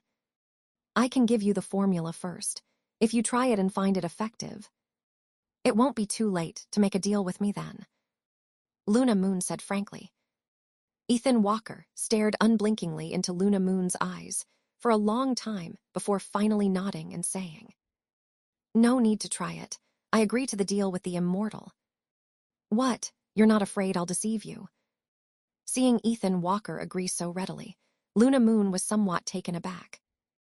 "Grandpa said that after I planted that bean, I would encounter a great opportunity. Now, it seems my opportunity is you, Immortal," Ethan Walker answered very seriously. Luna Moon was startled at first, then covered her mouth and chuckled. "I didn't realize you were quite articulate, little one. You're much better at it than your grandfather." "Are you very familiar with my grandfather, Immortal?" Ethan Walker suddenly asked curiously. From Luna Moon's words, Ethan Walker could vaguely sense that she had indeed communicated with his grandfather before. "I don't have much time to stay out. Let me first tell you about this bean." Luna Moon changed the subject. "All right." Ethan Walker nodded. Not dwelling on the previous question, he directly sat down cross-legged on the ground, adopting a posture of attentive listening. "The bean your grandfather previously gave you is also known as the Earth Store fruit. It is an extremely mysterious spiritual object. When planted in an immortal mountain, it absorbs the spiritual energy of that mountain and can use that spiritual energy as a foundation to nurture unique treasures within its fruits." Fairy Luna Moon did not keep him in suspense, but explained directly. "Immortal, do you mean that the final fruit produced by this seed will be vastly different when buried in different immortal mountains?" As Ethan Walker expressed his surprise, a question also arose within him. "That's right." Fairy Luna Moon nodded with approval. "The spiritual energy contained within each immortal mountain is different. Just like humans, there are thousands of faces for thousands of people. It is precisely for this reason that the fruits produced by the Earth Store fruit on different mountains and the treasures nurtured within those fruits are all different," she explained in more detail. "This tiny soybean is so extraordinary. No wonder Grandpa said it was a great opportunity." After listening to Fairy Luna Moon's detailed explanation, Ethan Walker looked utterly astonished. His initial guess was that this soybean seed was, at most, some kind of immortal fruit or treasure. But he never expected it to be a divine object capable of nurturing treasures. "Pick one of the pods and open it." Fairy Luna Moon pointed to the 3 pods on the soybean plant. Chapter 10. Ethan Walker followed the instruction, pulled a pod from the beanstalk, and carefully peeled it open with his hand. "Fairy, what is this?" After the pod was peeled, Ethan Walker saw not beans, but crystalline beads emitting a shimmering glow. "These are spirit crystals, the crystallization of spiritual energy contained within this land. In the future, when you cultivate, you can hold one in your mouth, coupled with the medicinal formula I gave you. Even a mere mortal physique can cultivate rapidly, Luna Moon said with great confidence. Really? Ethan Walker couldn't help but blurt out. Cultivating with a mortal physique is not a difficult matter.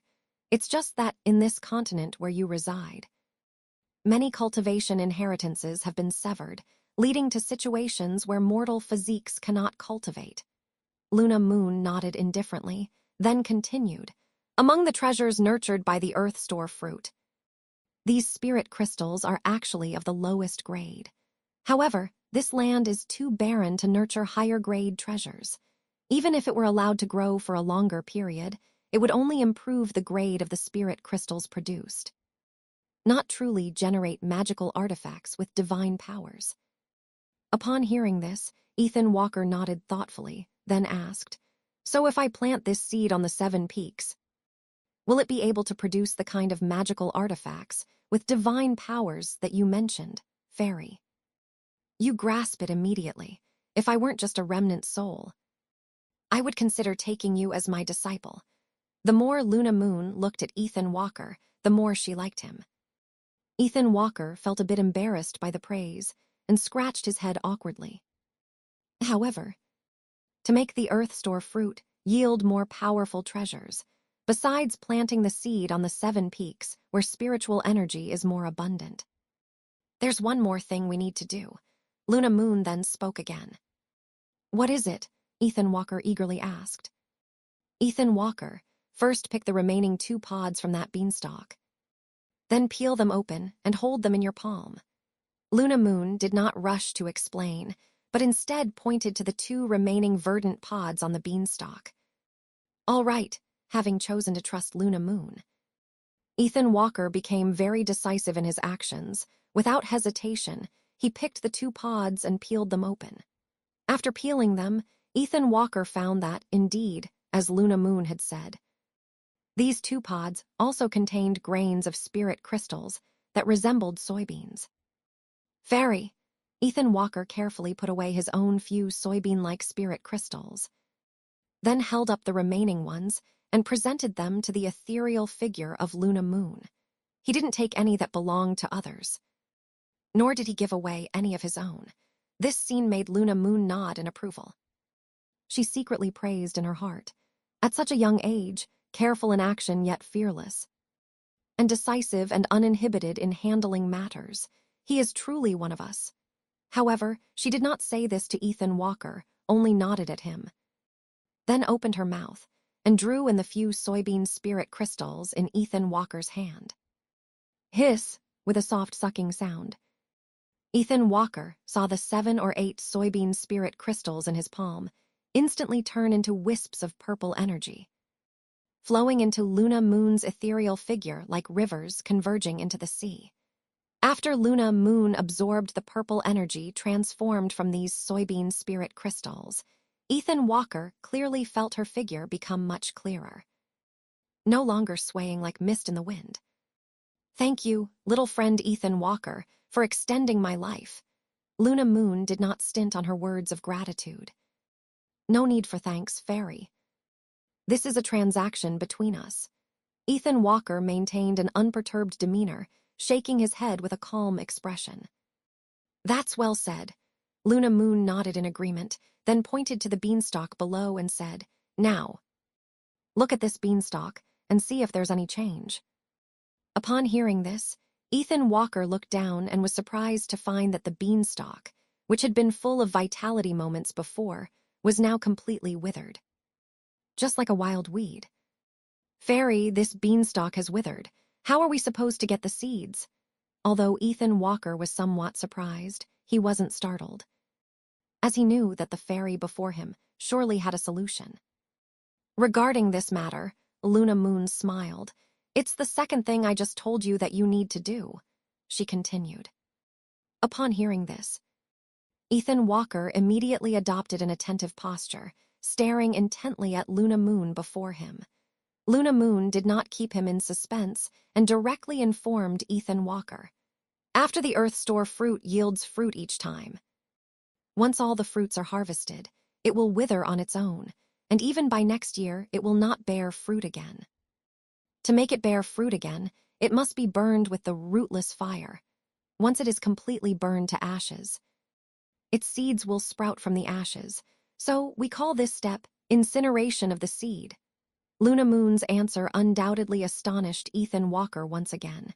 However, more than the surprise in his heart, what concerned him more was something Luna Moon mentioned: the rootless fire. "Fairy, what is the rootless fire?" Ethan Walker asked. Luna Moon seemed to have been waiting for Ethan Walker to ask, so upon hearing his question, she once again revealed a pleased smile and then explained.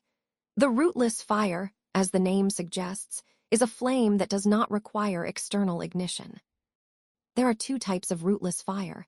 One occurs naturally, and the other is refined by cultivators using true qi in conjunction with cultivation techniques. We call it true flame.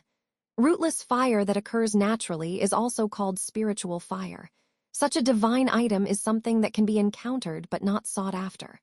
Therefore, the only rootless fire you can find is the true flame refined by cultivators, and the true flames refined by cultivators are often stored within magical artifacts or talismans. If it were simply to explain the rootless fire, Luna Moon would naturally not need to explain it in such detail. It was clear that her words were intended to guide Ethan Walker toward cultivation. Thank you for your guidance, Fairy. Ethan Walker felt greatly enlightened upon hearing this and immediately bowed in gratitude. So, Fairy, you want me to find a talisman containing true flame? Right, he then asked Luna Moon for confirmation. Precisely. Luna Moon nodded with a smile. Although true flame talismans are not rare items, and the first incineration of the seed for the earth store fruit doesn't require a high-grade true flame. For you at present, it might be difficult to afford.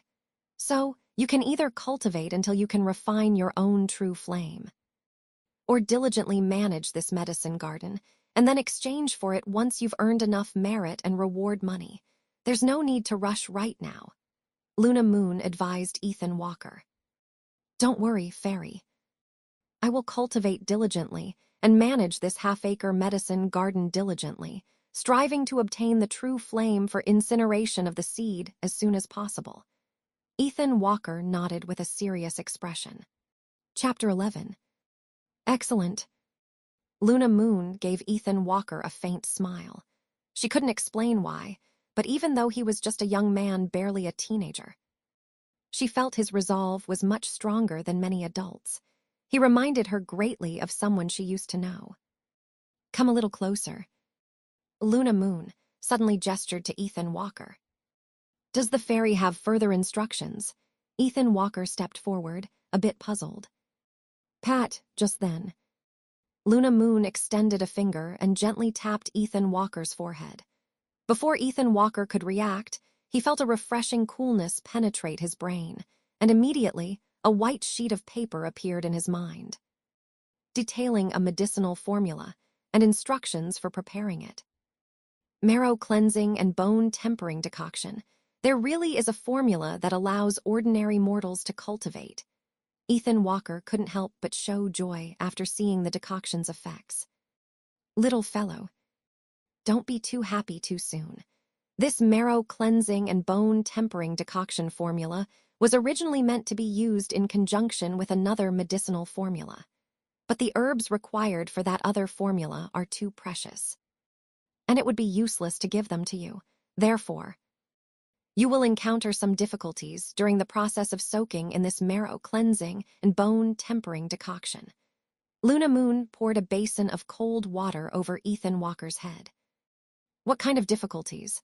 Ethan Walker immediately asked. Without the other decoction. When you soak in the marrow cleansing and bone tempering decoction, your entire body will experience extreme pain, as if being subjected to the 1,000 cuts execution, Luna Moon said with a serious expression. I'm not afraid of pain. Ethan Walker thought seriously for a moment, then vigorously shook his head. Though Luna wanted to say that he hadn't tasted such suffering, or he wouldn't have answered so readily, she couldn't bring herself to say it. Today, my mood is quite good. Besides the formula I originally promised you, I'll gift you one more thing. Luna Moon suddenly smiled, then extended her hand and lightly clasped it. Instantly, Ethan Walker saw streams of white light, like ribbons, converge in Luna Moon's palm. When Luna Moon spread her hand open again, there were 3 crystal-clear, colorful beads. The moment these 3 beads solidified, Ethan Walker clearly felt that Luna Moon's figure before him became much more transparent. Whoosh! Before Ethan Walker could ask what these were, Luna Moon suddenly raised her hand and flung the 3 beads, casting them to 3 different locations in the herb garden. After completing this, Ethan Walker heard Luna Moon softly chanting a spell. Simultaneously, faint azure lights began to converge from the 3 beads, forming a mysterious rune pattern that enveloped the entire herb garden. This is the minor 3-talent spirit gathering array.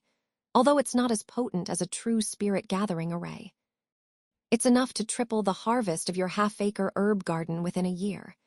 After doing all this, Luna Moon explained to Ethan Walker, sounding a little weak. Triple. Ethan Walker's face first showed surprise upon hearing this. Then he immediately pulled out the 4 bean-sized spirit crystals from his pocket and offered them to Luna Moon. Fairy, please take these 4 beans. My grandfather always said that fairness is the most important thing in a transaction. Otherwise, it won't last long. Seeing Ethan Walker say this so earnestly, Luna Moon couldn't help but let out a giggle, but then she immediately said with a serious expression, "You're right. Since it's a transaction, it should be fair. However, you will greatly need these spirit crystals for your upcoming cultivation, so consider this a loan from me for now. When the next earthly treasures bear fruit, you can repay me then." Hearing this, Ethan Walker also thought seriously for a moment, then nodded. "Then when I repay you next time, I'll have to include interest. I must give you 5 spirit crystals." Good. Good, interest must be included. Luna Moon again covered her mouth, giggling. It was at this moment that Luna Moon's figure became even more transparent, and her aura was noticeably weaker. Little Ethan, this remnant soul of mine is too weak. I need to continue resting and recuperating inside the earthly treasure fruit. It will be at least 1 or 2 months before I can come out. From now on, this herb garden and your own cultivation matters will all depend on you. Please don't drag me down. I still need the earthly treasure fruit to restore my true form. Luna Moon instructed Ethan Walker with a slightly playful tone. Don't worry. Fairy, cultivation is inherently my own business. I will never drag you down. Ethan Walker's gaze was very firm. You speak wisely. The path of cultivation is indeed a personal journey, on the long road of cultivation. Others can help for a time, but not for a lifetime. Ultimately, one must rely on oneself. Luna Moon smiled contentedly, then pointed to the withered bean plant. Ethan, go inside and see if there's a shovel. Dig up this beanstalk, and then dig a pit in the center of the herb garden to bury it. Okay, Ethan Walker nodded, and without another word, turned and walked into the house. As he turned to go back inside, Luna Moon, who had been smiling kindly, suddenly had a sharp look in her eyes. She then turned to face the courtyard wall behind her, following her keen gaze. One could see a pair of dim blue glowing eyes stealthily observing the courtyard. The moment Luna Moon turned her head, those eyes clearly noticed her and promptly tumbled over the wall. Who, at the same time, Luna Moon's previously ethereal figure suddenly transformed into a gust of wind, storming out of the courtyard and flinging away the figure that had rolled over the wall. Mercy, immortal mercy, I am but a minor ghoul, forced by Baron Tigerclaw of Azure Summit Canyon to come here and harm someone. Before Luna Moon could speak, a ghoul with an ashen face and a rotting body showing exposed bones prostrated itself before her. Assisting a tyrant is exactly what scoundrels like you do. Luna Moon snorted coldly, then slapped the ghoul from a distance. At this moment, she seemed like a completely different person than when she faced Ethan Walker. Wait. My power hasn't recovered yet. I might not be a match for that tiger demon. Killing this ghoul would only invite trouble. It would be better to cast a spell of confusion on it, making it temporarily forget what happened here. Later. When Ethan Walker's cultivation succeeds, I can have him subdue that tiger demon. It would serve as good training. Luna Moon, who had been about to kill the ghoul outright, suddenly withdrew her hand. She murmured softly to herself. Then a happy smile appeared on her face. Chapter 12. Splat. Then Luna Moon extended her hand and pointed at Victor Chang's glabella, drawing a symbol with a milky white light. As the symbol sank into Victor Chang's glabella, Victor Chang stood up blankly, then disregarded Luna Moon in front of him, turned to leave, and murmured to himself. How did I fall here? Never mind, never mind. I should go back and report to the king. I'll tell him that another young cultivator has come to Kingzhu residence to guard the herb garden. We can wait until the spiritual herbs in his garden mature. Then come back and take his life and all the spiritual herbs at the same time. Perhaps then the king will reward me with a tender heart and liver. How wonderful, how wonderful. By the end, Victor Chang couldn't help but wag his head. Evidently, very pleased with his plan. Alas, although letting a tiger return to the mountain is very risky, I still hope little Ethan Walker will understand my painstaking efforts in the future. Luna Moon murmured to herself, watching Victor Chang wag his head and walk away. Although she hadn't yet taken Ethan Walker as a disciple, and didn't know if Ethan Walker was willing, this didn't stop Luna Moon from seeing herself in the role of a master. However, she certainly wouldn't admit that the main reason for doing this was that she had been too lonely for several centuries while confined in the Dizang fruit and wanted to find some amusement. The next day, Ethan Walker rose early. He first went to the herb garden to clear out the weeds, then added a few shovels of earth to the spot where the Dizang fruit was buried. After all, to him, the Dizang fruit would be a major reliance for establishing himself in the cultivation world in the future. And it couldn't be stolen. Since Luna Moon returned to the Dizang fruit last night, she hadn't appeared again. Ethan Walker thought she might truly not emerge for another month or so. After clearing the weeds in the herb garden, he spent the entire morning tidying up the 3 thatched huts at Kingzhu residence. The environment of the thatched huts was very simple. 1 bedroom with only a bed, 1 main hall, 1 kitchen, and a latrine built behind the herb garden. While cleaning the kitchen, Ethan Walker discovered 2 very interesting items: a WATER Chinese letter that never dried up, and a RICE Chinese letter that produced a FULL Chinese letter of rice with just 1 merit coin. With water, rice, and a piece of dried fish hanging on the wall, Ethan Walker's first meal at the Kingsuan sect was settled. After eating, he used a bedsheet and quilt from the cabinet to make his bed, then sat cross-legged on the bed and took out the jade slip and bronze mirror he had received from Xifeng Pavilion. When Luna Moon imparted the bone-cleansing and marrow-purifying elixir formula to me, she lightly touched my glabella. This method of imparting knowledge through a jade slip also involves placing it against the glabella. This must be the general method of imparting knowledge in the cultivation world. He murmured softly, picking up the jade slip. According to the master of Xifeng Pavilion, this jade slip contained a chirofinement cultivation method of the Kingsuan sect, as well as various sect rules of the Kingsuan sect and instructions on how to use the bronze mirror. Phew! The information transmitted from this jade slip is much more extensive than what Luna Moon conveyed with a single touch. Feeling a continuous stream of words pouring into his mind, Ethan Walker felt dizzy and nearly fell off the bed. Fortunately, no new words emerged in his mind after a short while, and he finally breathed a sigh of relief. But then he immediately discovered another problem. These words that entered his mind were like books placed on a shelf. You had to flip through them to see and understand their content. So, the method of imparting knowledge with this jade slip is still somewhat different from the method Luna Moon taught me. Luna Moon's touch directly made me know how to procure and decoct the herbs according to the formula. But this jade slip can only stuff this information into my head. Ethan Walker carefully sensed the difference between the two. However, it's also possible that the difference in content caused this distinction. He quickly added in his mind. Then he stopped dwelling on these thoughts, calmed down, and began to read the lines of text in his mind. Little by little. 3 days later. It took Ethan Walker almost 3 days to finally finish reading all the content in the jade slip. As the pavilion, master of Xifeng Pavilion, had said, the jade slip mainly contained 3 things: a volume of the remnant glow scripture, a scroll of the mystic mirror usage compendium, and a volume of the Kinksuan sect code.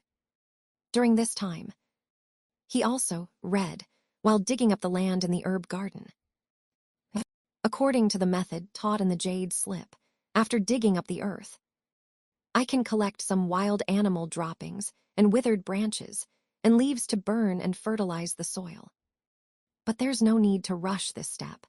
Today is the first day of the month, and it's the day Elder Royal Sun gives his lecture, discussing precisely the remnant glow scripture and the basics of entering cultivation.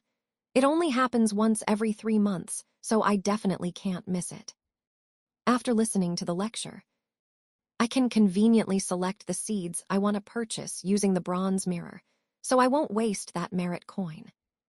While eating alone in the main hall, Ethan Walker began to plan his day's activities, then casually tore off a page from the almanac on the wall. As a page of the almanac was torn off, it revealed the characters, first day of the month, and the accompanying note was written in cinnabar, indicating small characters such as auspicious for studying, inauspicious for breaking ground. He had bought this the day before when he summoned a spiritual bird to help him purchase daily necessities, and it cost him 6 merit coins in total, which distressed him for a good while. After eating, he returned to the bedroom. Ethan Walker took out the bronze mirror from the box and carefully placed it on a rickety table in front of him. On the table at this moment, besides the bronze mirror, there was also half a bowl of clear water, a few petals, and a merit coin from the Kinksuan sect. Ethan Walker recalled how to use the bronze mirror, then dipped his hand in the water in the bowl and dripped some onto the bronze mirror. Then placed the petals and the merit coin on it respectively. Phew. Almost at the moment he placed the merit coin on the bronze mirror, a gentle breeze suddenly blew out from the mirror, carrying a faint scent of sandalwood. Immediately after, a voice emerged from the bronze mirror. Ethan Walker, registered outer disciple of the Kinksuan sect, is seated. Do not leave. Elder Royal Sun is about to begin his lecture. If you miss it today, you'll have to wait another 3 months. Ethan Walker, who had already fully read the content of the jade slip, was not startled by this voice, because it was mentioned in the Mystic Mirror Usage Compendium that this was the voice of the Mystic Mirror Spirit. According to the Mystic Mirror Usage Compendium, the Mystic Mirror Spirit is like a guide, capable of helping you find what you want to see within the bronze mirror.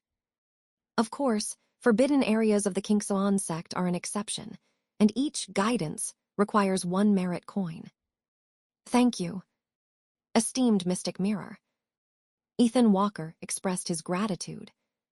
The Mystic Mirror Spirit was not entirely inanimate, so in his view, a word of thanks was quite necessary. No need to be polite. To Ethan Walker's surprise, the Mirror Spirit actually responded to him, although its tone was very cold and stiff. Mystic Mirror, I am ready.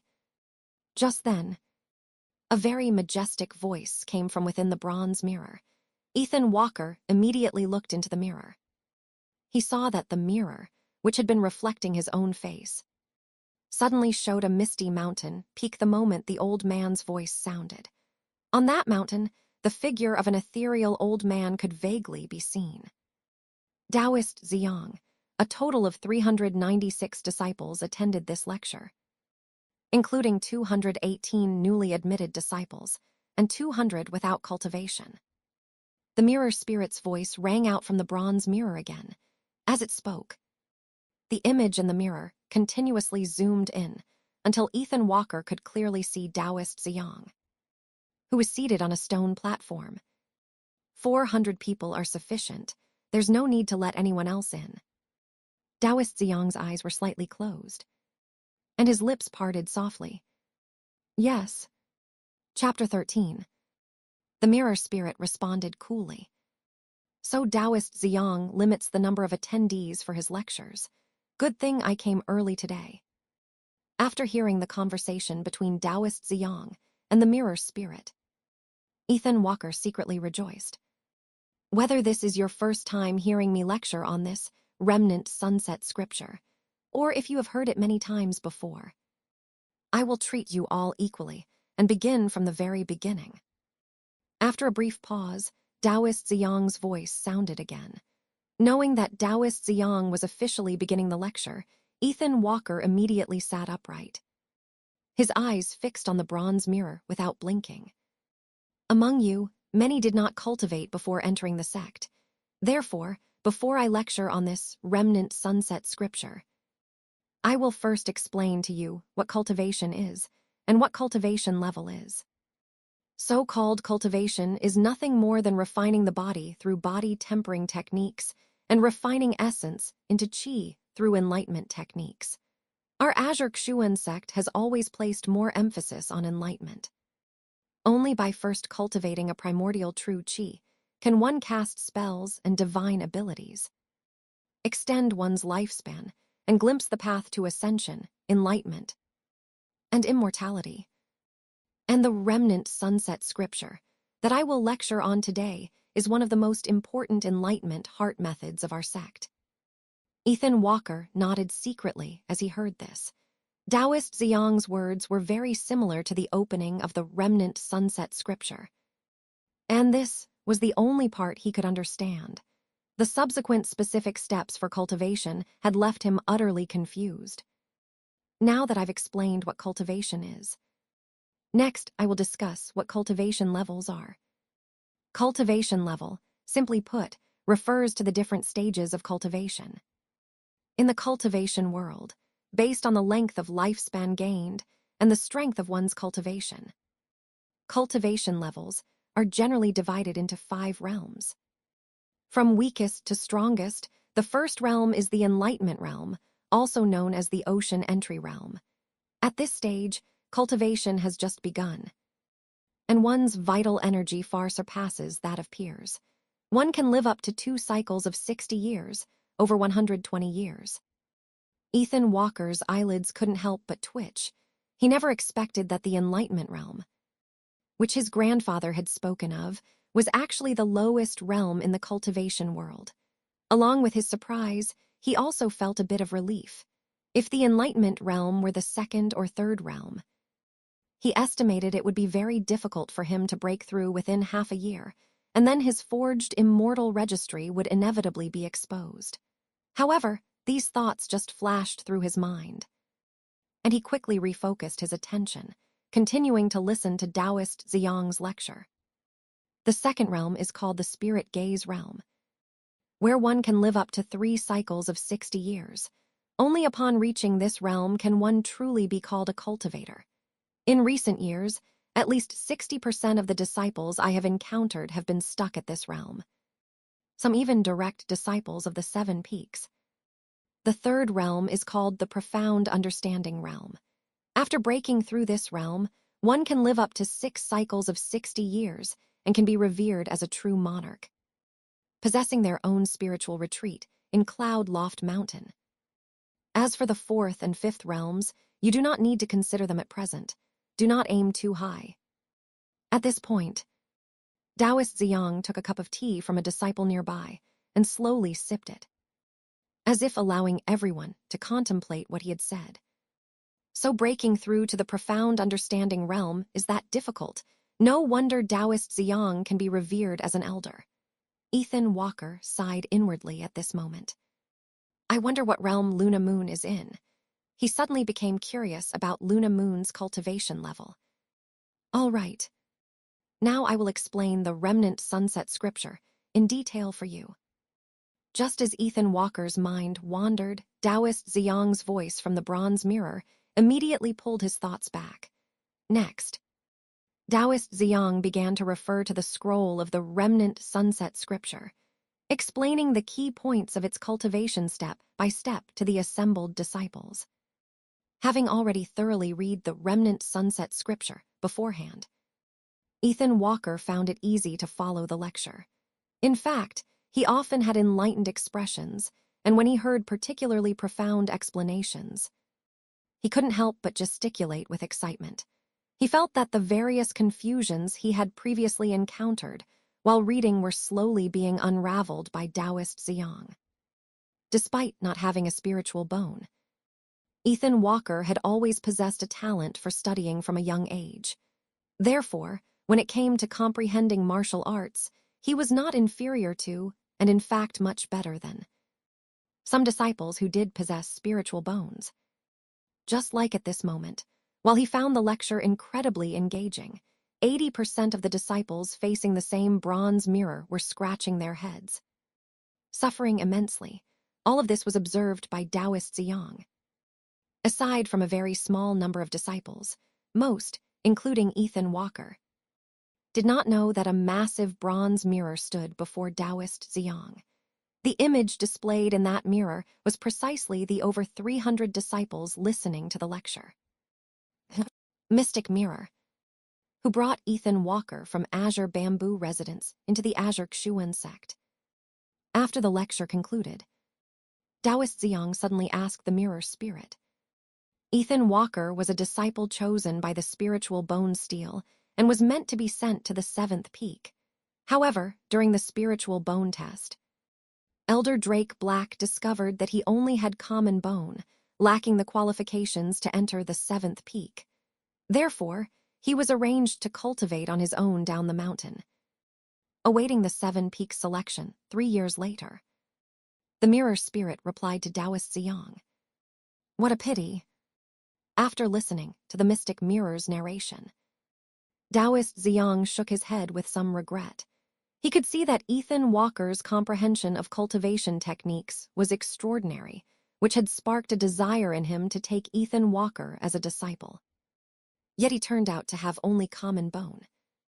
A common bone, no matter how well one comprehends cultivation techniques, it's useless. Not everyone is Su Chan, Taoist Ziyang sighed. True monarch, you should mention Su Chan's name less often. The sect leader would be displeased if he knew. The mystic mirror reminded Taoist Ziyang at this moment. Chapter 14. What if I mention it? Can Zhou Tong really control everything in the Azure mystic sect? True monarch, Ziyang scoffed, then flicked his sleeve and walked out. Just as he approached his cave, he suddenly turned and looked at the bronze mirror behind him, saying, "The next sermon is cancelled. I will be in seclusion for 3 years." With that, his figure flickered and vanished into the entrance of his cave. Why go through all this trouble? A helpless sigh echoed from the bronze mirror. Returning to the bamboo abode. Phew, still no good. Ethan Walker, who had been cultivating on his bed for a long time, suddenly let out a long sigh as well. After listening to True Monarch Ziyang's sermon, it was exactly noon. A perfect time to practice the Crimson Glow scripture. Ethan Walker began to cultivate according to the insights he had gained that day.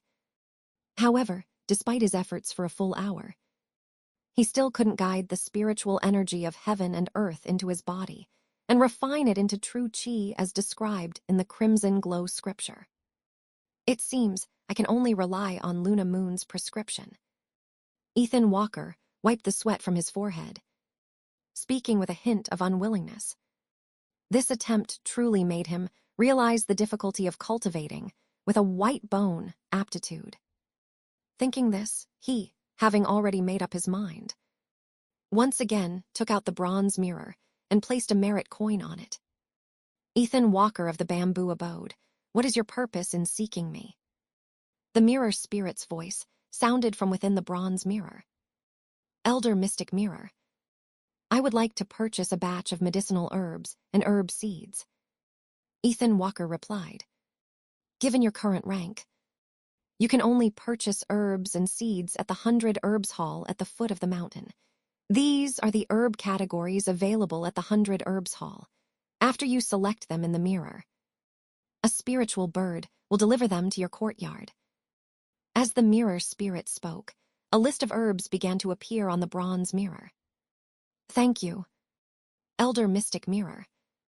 Ethan Walker bowed and began to search carefully.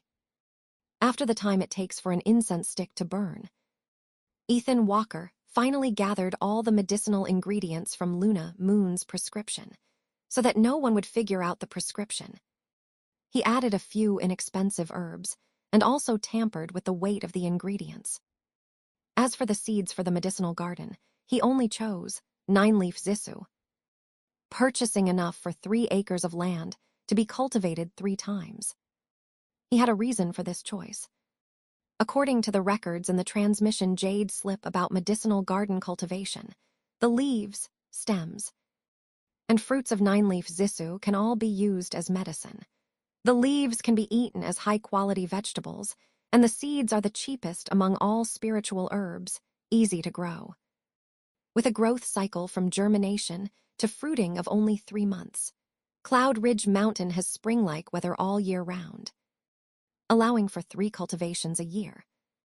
The only drawback was that the selling price was too low. Under normal circumstances, 1 mu of 9-leaf zisu could only yield 30 Azure Mystic Sect merit coins annually, far less than THE Chinese letter of other spiritual herbs. One must know that in the Azure Mystic Sect, each outer disciple was required to submit 120 merit coins annually. Under normal circumstances, even if Ethan Walker planted all 3 acres of his medicinal field with 9-leaf zisu, he still wouldn't be able to gather enough merit to submit to the sect. However, with the formation Luna Moon had set up in the medicinal field, everything changed. According to Luna Moon, the medicinal field with the small spirit gathering formation would triple its harvest for 3 years, making 9-leaf zisu the most cost-effective crop to plant. If all goes as planned, 3 acres of medicinal field, with 3 harvests of 9-leaf zisu, should yield at least 270 merit coins. After deducting 20 merit coins for costs and the 120 merit coins due to the sect annually, I'll still have 130 remaining. By next year, I'll be able to buy better seeds and perhaps even have some left over for cultivation methods and talismans. After paying the bronze mirror, Ethan Walker took out paper and pen and meticulously recorded his accounts. After buying the herbs and seeds, I only have 3 merit coins left. Fortunately, I've already bought a full jar of rice. And I have plenty of oil and salt. When the time comes, I'll set some traps in the mountains and hunt some wild game. That should sustain me until the first harvest of 9-leaf zisu. He calculated in his mind while recording his expenses. One significant reason for choosing 9-leaf zisu as seeds was its fast maturation, allowing him to quickly gain merit within 3 months, which he could then exchange for the medicinal herbs needed for cultivation. As for the true fire talismans needed for scorching seeds, he had already asked the mirror spirit yesterday and was told that items like talismans could only be purchased after 1 year of entry. Furthermore, even the most common true fire talisman cost more than 1,000 merit coins, an amount he simply couldn't afford in the short term. After I have a harvest, I'll also need to consider saving money to buy true fire talismans. Ethan Walker noted this down in his ledger as well.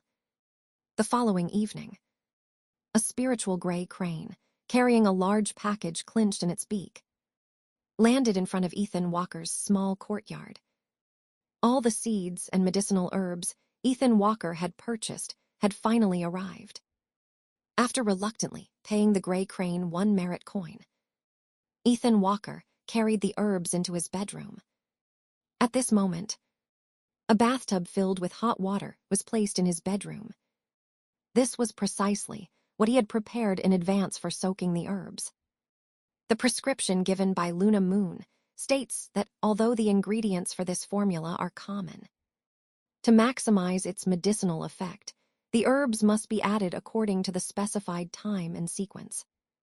After sorting the herbs and reweighing them with the old scale in the room, Ethan Walker stood before the bathtub, quietly recalling the order and timing for adding the herbs. It should be fine. A moment later, Ethan Walker nodded to himself, as if to encourage himself. He then picked up a portion of herbs placed on oil paper and poured all of them into the steaming hot bathtub, then began to count on his fingers. 8, 7, 6. When the countdown reached 1, Ethan Walker swiftly poured the second portion of herbs from the table into the bathtub. As the second portion of herbs was added, the hot water in the bathtub suddenly began to bubble, followed by the emanation of a strange fragrance like orchids and musk. It seems I didn't put it in wrongly. Ethan Walker was delighted and then poured in another packet of herbs. After one incense stick of time, when all the medicinal herbs had been poured into the bathtub, according to the prescription, Ethan Walker saw that the originally clear hot water in the tub had now transformed into a thick white. The medicinal decoction is as clear and white as jade, and as viscous as paste, just as the prescription described. Ethan Walker breathed a sigh of relief. At least from its appearance, the bone-washing and marrow-cleansing decoction he had prepared was successful. Immediately, Ethan Walker quickly stripped off his clothes, revealing his lean body, and slipped naked into the bone-washing and marrow-cleansing decoction. Tusk, tusk, tusk. Perhaps due to the potency of the medicine, even after the time it takes for an incense stick to burn. The decoction in the tub remained very hot. Ethan Walker winced, grimacing in discomfort. If the prescription hadn't stated that leaving midway would greatly reduce the medicinal effect, he would probably have jumped out of the bathtub by then. Chapter 15. After soaking in the medicinal bath, you must use qi circulation techniques to activate the potency of the medicine. Once he had adapted to the temperature of the medicinal bath, Ethan Walker began to circulate his qi as instructed by the fading haze technique. Before long, he felt a burning sensation in his lower abdomen, in the Danshan area. The steps for breathing and qi circulation had been taught by true monarch Ziyang during his lectures. Ethan Walker had tried them many times over the past few days. And although he still couldn't refine spiritual energy into his body, he had memorized the steps thoroughly. Hiss. Just as Ethan Walker wondered why the medicine hadn't taken effect yet, a piercing pain suddenly struck his back, as if a nail was slowly being driven in. If it's this kind of pain, it seems I can still, Ethan Walker was about to say he could still endure it, but then an identical pain flared in his chest, rendering him completely speechless. What was even more terrifying was that this was just the beginning. After the pain erupted in those two spots, intense, widespread pain began to appear in various acupoints all over his body, giving him no chance to breathe. Normally, under such pain, a person would fall unconscious, but for some unknown reason, no matter how much pain Ethan Walker felt while soaking in this medicinal bath, he simply couldn't lose consciousness. He could only endure it. The pain lasted for a full hour. Countless times, Ethan Walker wanted to crawl out of the bathtub. Each time this thought arose, he would see the image of his grandfather on his deathbed in his mind, with his eyes wide open, looking at him and saying, "Be strong, Ethan. You must be strong for yourself and for all common mortals in this world." Huff, huff, huff. Breathing heavily, Ethan Walker leaned against the bathtub, utterly exhausted. After his breath had settled, he slowly curved his lips upward and muttered proudly to himself, "Grandpa, I haven't disgraced you, have I?" However, while the intense pain on his body had subsided, a dull ache remained. His body now felt as if it had countless cracks, and even a slight movement would tear these wounds, bringing excruciating pain. 7 days a cycle. This bone-cleansing, marrow-purifying decoction must be taken 6 more times, and there can be no interruption, or all previous efforts will be in vain. Thinking about having to endure this level of pain 6 more times, even with his firm resolve, he couldn't help but wonder if he could ultimately persevere. 6 days later. This is the last time. Gazing at the steaming medicinal bath, Ethan Walker suddenly felt as if he had transcended time. The past 6 days had felt longer than 10 years of his life. After soaking in the bone-cleansing, marrow-purifying decoction for 6 consecutive days, both his mind and body had been pushed to their limits. The Ethan Walker who hadn't even uttered a sound when he first soaked in the medicinal bath surely didn't expect that in the days to come, he would cry out in pain, weep loudly, and constantly call for his mother, father, and Arthur Walker. Ethan Walker had never imagined he would be so fragile. This clearly showed how intense the pain brought by the marrow-cleansing and bone-strengthening decoction was. Yet, despite all this, even crying and shouting, Ethan Walker finally persevered until this 7th day.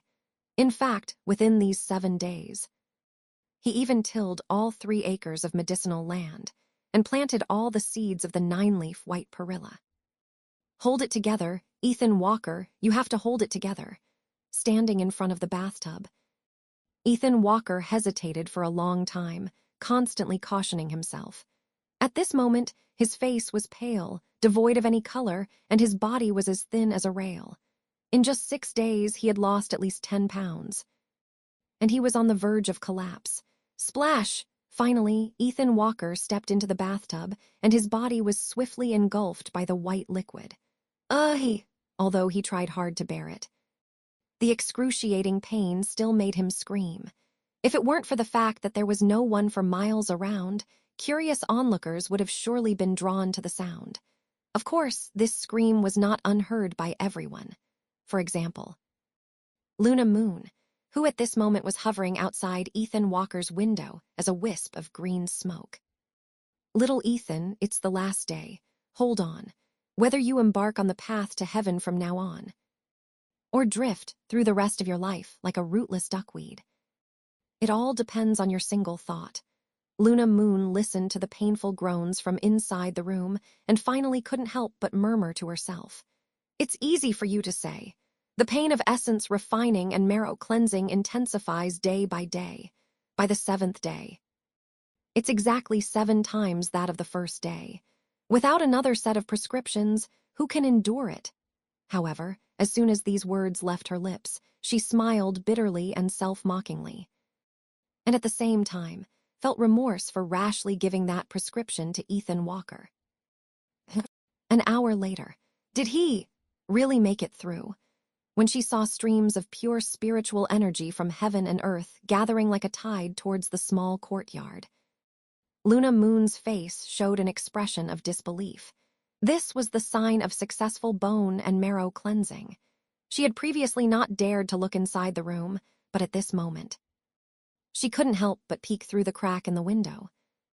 Inside the bedroom, Ethan Walker, who had already passed out, was half lying in the bathtub.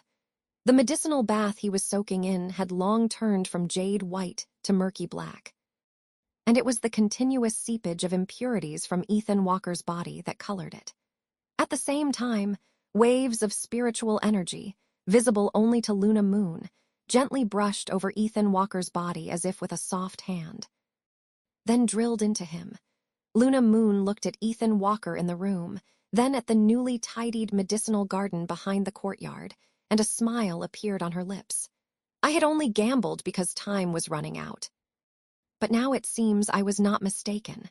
With these words, her figure dissipated on the spot, leaving only a lingering whisper in the small courtyard. Little one, I need to refine spiritual crystals to extend my life for a few years. We'll meet again in some time. The next morning, when the first ray of dawn sunlight shone through the window, Ethan Walker, still soaking in the bathtub, happened to open his eyes. He had just experienced the most profound sleep of his life. Did I succeed? Upon noticing the thick, foul-smelling black sludge in the bathtub, Ethan Walker was not alarmed. Instead, a look of joyful surprise appeared on his face. According to the instructions for the marrow cleansing decoction, this was precisely the sign that the marrow cleansing and muscle tempering had been successful. It indicated that the impurities within the cultivator's body had been expelled, and they now truly possessed the aptitude required for cultivation. Splash! In his excitement, Ethan Walker leaped out of the bathtub, without bothering to put on clothes. He ran stark naked to the well in the backyard. He first drew a bucket of water and thoroughly washed away the filth from his body. Then, he sat cross-legged on the spot and immediately began to circulate the chi-refining mantra of the Crimson Cloud technique. Chapter 16. Huffs. The moment he activated the fading glow breathing technique, a gentle breeze wafted through the courtyard, drawing tendrils of vital energy from the heavens and earth into his body through his awakened meridians. Meridians and acupoints that Ethan Walker had never been able to sense before were now effortlessly perceived. And the process of guiding the vital energy into his meridians for refinement was remarkably smooth. Ultimately, Ethan Walker spent half an incense stick of time, successfully sending a refined stream of inner force into his dantian. It took half an incense stick to refine just this one stream of inner force, compared to the geniuses the purple sun immortals spoke of. This is truly insignificant, but for me, it means I can finally truly embark on the path of cultivation. Ethan Walker wasn't overly disheartened by his incredibly slow refinement speed. Grandpa always said that diligence can compensate for clumsiness. If they practice for 2 hours a day, I'll practice for 4. If they practice for 4 hours, I'll practice for 8. One day I'll catch up. Ethan Walker secretly made up his mind. Oh, right. I still have these soybean spirit crystals. Luna Moon said that holding them while cultivating can yield twice the results with half the effort. He suddenly remembered the few soybean spirit crystals that had formed within the earth store fruit. He immediately took one out and began to cultivate once more, with the help of the soybean spirit crystal. His speed in refining vital energy from heaven and earth was more than 3 times faster than before. Luna Moon truly didn't deceive me. These spirit crystals are greatly beneficial to me. With these, I might genuinely be able to break through to the gate opening realm within 6 months. Feeling the increase in his cultivation speed, Ethan Walker was suddenly overjoyed. With the help of these soybean spirit crystals, his current cultivation speed was at least on par with that of an average cultivator. In the days that followed, Ethan Walker spent 2 hours each day tending to the medicinal field, and all his remaining time was dedicated to cultivation, not daring to waste a single moment. Time flew by, and 3 months had passed in a flash. Over these 3 months, Ethan Walker could clearly feel that the inner force in his dantian was becoming increasingly abundant. He vaguely sensed that he was about to break through the condensation period. The so-called condensation period is a term from the fading glow art, used to describe the depth of a cultivator's inner force before they break through the gate opening realm. In the fading glow art, before breaking through the gate opening realm, the depth of a cultivator's inner force is divided into 3 stages: condensation, frost formation, and ice solidification. Only when the depth of the inner force breaks through the ice solidification stage can a cultivator attempt to break through the gate opening realm. However, after breaking through the condensation period and entering the frost formation period, when a cultivator performs the fading glow art, a protective layer of ice-gold inner force will form around their body, essentially cloaking the cultivator in a supreme-grade tempered iron armor. Even before breaking through the condensation period, with the increasing abundance of inner force in his dantian, Ethan Walker's physical changes were already quite evident. For example, His eyesight and hearing were much stronger than they had been 3 months ago. In terms of eyesight, he could now clearly see a sparrow perched on a tree 500 meters away. In terms of hearing, he could discern what wild beasts were within a 1-mile radius of the surrounding forest just by listening. Furthermore, his stamina and leg strength had significantly improved. Though Ethan Walker appeared slender, he could effortlessly lift a 200-pound stone mill with one hand. As for his leg strength, he once chased a wild deer in the nearby forest without falling behind. This, coupled with his past experiences hunting in Kingniu village with his grandpa, where he learned to use a bow and arrow and set traps, meant that he had been able to enjoy wild game every day over the past month. Eating perilla leaves with roasted venison and roasted rabbit meat never seemed to get old for him. Speaking of which, it's time to check the traps I set in the back mountain a few days ago. Maybe I'll catch another yellow sheep to eat. It was noon, and Ethan Walker, who had been cultivating for 3 hours, rubbed his stomach and stood up from his bed, preparing to go check the traps he had set in the back mountain soon. Since he had to cultivate, he didn't have much time for hunting. So, over the past 3 months, he had set many traps in the nearby mountains. And now, he only needed to check them periodically to reap a harvest. However, before that, he had an even more important task to do: sell medicinal herbs. 3 months have passed since the first batch of 9-leaf purple perilla seeds was sown. Ethan Walker harvested over 300 caddies of perilla roots and over 60 caddies of perilla seeds, which was exactly 3 times the yield of an ordinary medicinal field.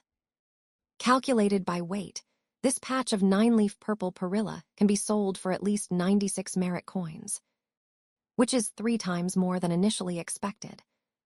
After placing all the medicinal materials to be sold at the entrance, Ethan Walker took out the bone flute given to him by the West Wind Pavilion and blew on it forcefully. Chirp. Soon after, a Baldwin whitewing with a wingspan of over 3 meters arrived at the entrance of the courtyard. Uncle Whitewing, please help deliver these medicinal materials to the 100 Herbs Hall for sale. Afterwards, you may take 3 merit coins as your commission. Ethan Walker cupped his hands towards the Baldwin Whitewing standing before him. Having a spiritual beast sell medicinal materials was a method he had learned from the cultivation jade slip. It stated that ordinary medicinal materials could be directly sold by a spiritual beast, saving time and effort, but 3 merit coins had to be paid afterwards. I will bring the money tomorrow.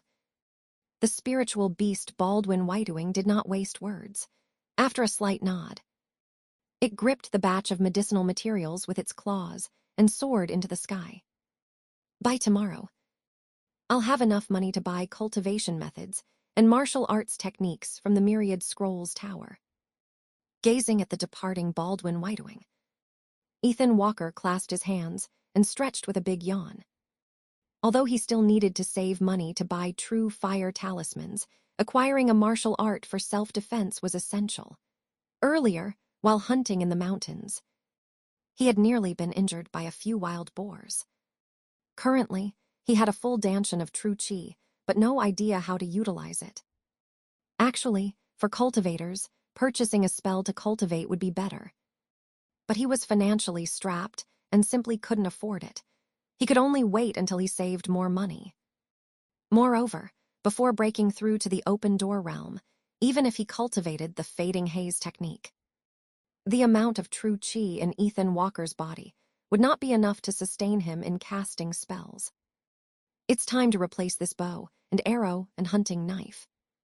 At this moment, Ethan Walker had already retrieved his bow and arrow and hunting knife from the small house, preparing to head to the back mountain. The bow, arrow, and hunting knife were all left behind by the previous owner of this bamboo dwelling. The hunting knife's blade was full of nicks, and the bowstring had broken once, which Ethan Walker had painstakingly reattached. Living alone in the mountains, with many wild beasts around the courtyard, these basic self-defense weapons were still necessary. Chapter 17. half an incense stick later. The Back Mountain. Although Ethan Walker called this place the Back Mountain, according to the map in the Jade Slip, this mountain should be called Sheep Deer Mountain, named after the many yellow sheep and elk found there. However, in his recent trips into the mountains, Ethan Walker found that there weren't many yellow sheep and elk, but rather many herds of wild boars. It would be nice if I could hunt a wild boar. At least I wouldn't have to worry about food for the next half-month. Ethan Walker, running through the mountains, vigilantly scanned his surroundings while muttering to himself. Although cultivators can go without food, the premise is that they must at least break through to the open door realm. Currently, Ethan Walker not only cannot go without food, but also needs a large amount of meat to replenish the physical strength expended during cultivation. Just as Ethan Walker was nearing the trap, he suddenly heard the bleating of a sheep. Could it be that a yellow sheep was actually caught? Ethan Walker's heart immediately filled with joy. Cooked yellow mutton tasted much better than wild boar, especially when paired with the perilla leaves from his family's herb garden. Looks like a feast tonight. Thinking this, he swiftly ran towards the trap. Arriving at the trap, when Ethan Walker saw that the branches covering the trap were gone, he was even more certain that an animal had been caught inside. Woof! Just as Ethan Walker was about to lean in to see if the prey in the trap was indeed a yellow sheep, a low growl from a beast suddenly came from behind him. Bang! Almost out of pure instinct, Ethan Walker leaped away from his original spot, using his leg strength to jump to the other side of the trap. Roar! The next moment, as Ethan Walker jumped to the other side of the trap, a gray wolf, as large as a typical tiger, pounced on the spot where he had just been standing. A small tree with a bowl-sized trunk next to it was directly snapped by its impact. A wolf, or a demon wolf. Gazing at the enormous gray wolf, Ethan Walker's hair stood on end. He had seen wolves more than once while hunting with Arthur Walker, but compared to the wolf in front of him, they were nothing more than a minor spectacle. Utterly insignificant. Howled. Just as Ethan Walker was filled with astonishment, the gray wolf leaped again, pouncing towards Ethan Walker on the other side of the trap. Bang! Ethan Walker rolled with the momentum, successfully dodging the gray wolf's pounce, then drew the hunting knife from his waist and ran wildly towards the east side of the mountain forest. Roar! Although his running speed at this moment far exceeded that of an ordinary adult, he still couldn't compare to the demon wolf in front of him. In just a few breaths, he was caught up too. However, Ethan Walker had calmed down by this point. He didn't panic because the demon wolf was right behind him, but instead ran skillfully and erratically through the forest. This was something Arthur Walker had taught him. When encountering wild beasts in the mountains, never run in a straight line, but rather circle around them. Bang! Just then, the demon wolf, due to turning too sharply, accidentally crashed into a large tree that required a person to encircle it with their arms, breaking it clean off. Ethan Walker, catching a glimpse of this out of the corner of his eye, immediately stopped, then decisively notched an arrow and drew his bow. He didn't aim for the demon wolf's head, but its lungs. Swish! Just as the demon wolf stood up again, Ethan Walker drew the bowstring taut, then decisively released it, firing the arrow. Thud. Perhaps due to luck, or perhaps because his eyesight and arm strength had significantly improved after his cultivation, Ethan Walker's arrow accurately struck the demon wolf. Roar! However, to Ethan Walker's surprise, the demon wolf's hide was incredibly tough. The arrow only pierced the surface, failing to be fatal. Instead, it further enraged the demon wolf. Seeing this, Ethan Walker didn't hesitate, immediately grabbing his bow and arrows and running westward into the forest once more. This time, the maddened demon wolf disregarded any trees in its path, crashing through them all. As a result, The distance between Ethan Walker and the demon wolf rapidly shortened. Come on. But just as Ethan Walker was less than 3 zhang from the demon wolf, reaching a large tree with a cloth strip hanging from it, he suddenly stopped, drew the hunting knife from his waist, turned to face the demon wolf, and roared, adopting a stance as if ready for a fight to the death. Roar! The demon wolf, already enraged by Ethan Walker, let out a furious roar when it saw such provocation. It leaped into the air, its mouth open, revealing a mouthful of fangs, and ferociously pounced on Ethan Walker. Bang! Just as the demon wolf was about to devour Ethan Walker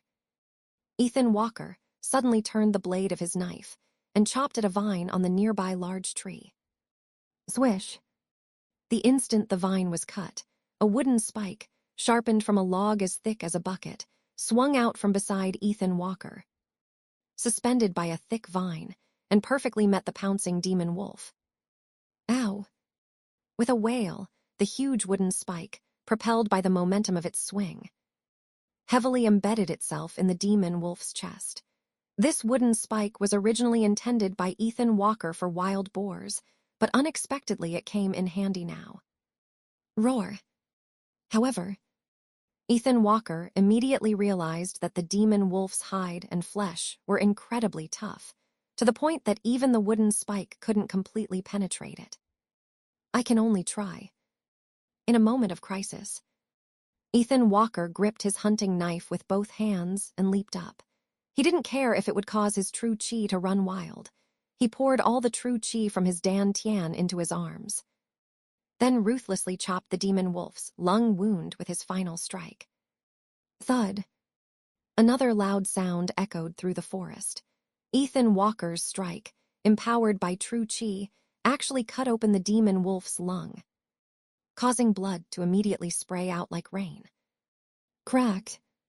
Before Ethan Walker could fully react, the hunting knife in his hand broke into several pieces, and his 2 arms began to swell rapidly, becoming as thick as elephant legs in just the blink of an eye. The intense pain jolted him awake. No. The true chi is starting to run wild. Ethan Walker's heart tightened at the sight. He immediately sat cross-legged and began to circulate the sunset glow technique, guiding all the wildly running true chi in his arms back into his Dan Tian. Phew! A moment later, Ethan Walker, having finally restored the steady flow of true chi in his body, let out a long sigh of relief. He was filled with fear. His impulsive decision to circulate his true chi just now had nearly caused it to run out of control, with unimaginable consequences. I remember the description of Goat Deer Mountain never mentioned the presence of jackals or wolves. How could a wolf suddenly appear? And a demon wolf at that. Ethan Walker stood up and cautiously walked to the side of the demon wolf. The demon wolf was now at its last gasp, with a hole in its abdomen made by Ethan Walker's hunting knife. Even with its tenacious vitality, it wouldn't live much longer. It's getting dark. I should head back to the courtyard first. I'll ask the bronze mirror about this demon wolf later. For now, I won't hunt here for a while. Also, I must buy a martial arts technique this time, no matter what. Looking at the sky, Ethan Walker decided to go back first. Although his green bamboo dwelling was old and broken, according to the jade slip, the courtyard of the green bamboo dwelling was also protected by a formation barrier, which ordinary wild beasts and spirits couldn't approach, making it very safe. Wait, this demon wolf's corpse should be worth some merit points. Right, never mind whether it's valuable or not, I'll drag it back first. Just as he was about to leave, Ethan Walker suddenly thought of something. He turned back, dragged the demon wolf's corpse, and pulled it out of the forest. Although he was still a youth with a somewhat thin build, he now possessed great strength, and dragging a demon wolf was no problem for him. Not long after Ethan Walker left, a rotting figure emerged from the forest. This stupid wolf can't even handle such a minor task. Upon seeing the pool of blood on the ground and the thick wooden spike, the person suddenly cursed aloud. The cat's out of the bag now. It seems I'll have to lure him out of that courtyard myself. I need to figure out a plan quickly. The king has been urging me. If I don't bring back this brat's heart and liver soon, I'll become the king's banquet. The figure stomped their foot, muttering curses.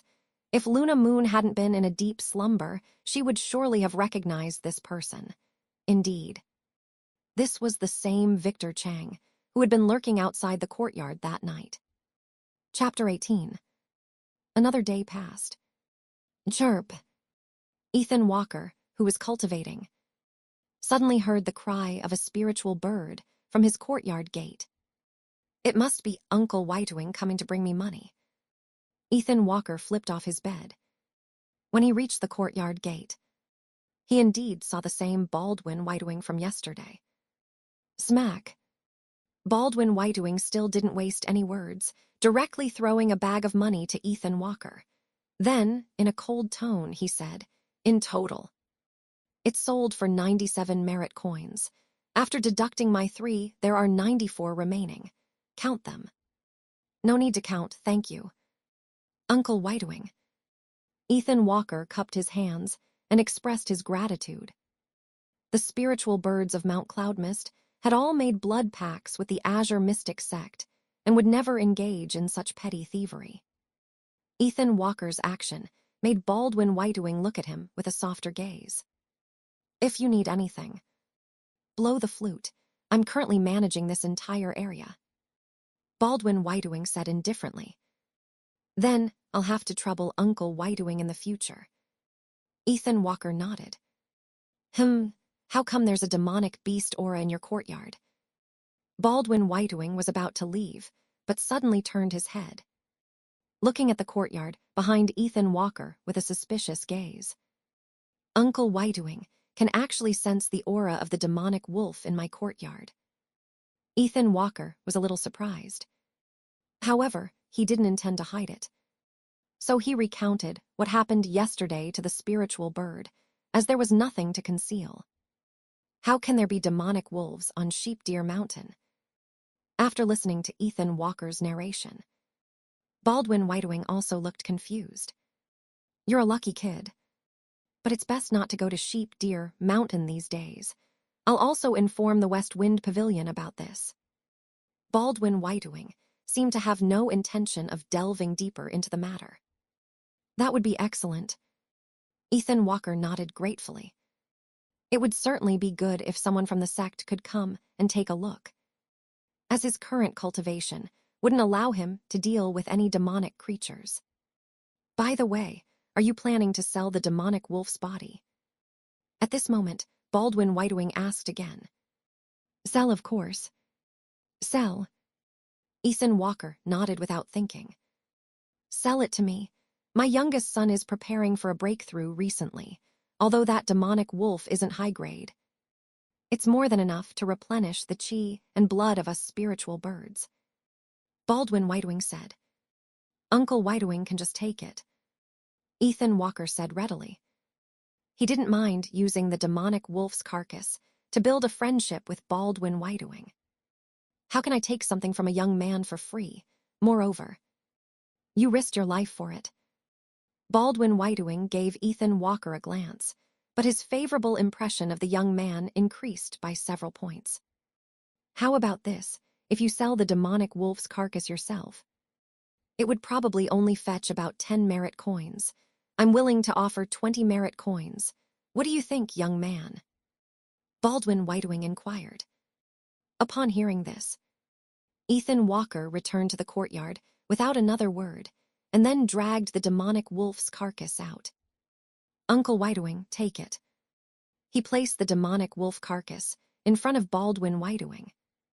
"Young man, keep this." Baldwin Whitewing chuckled when he saw this, and then, with a flap of his wings, accurately threw 20 merit coins in front of Ethan Walker. "Additionally, the former sect master bestowed upon me the name Baldwin Whitewing. You can just call me Uncle Whitewing." Baldwin Whitewing said, grabbing the demonic wolf's carcass from the ground, and then, with a shake of his wings, ascended into the air. He was actually personally named by the sect master.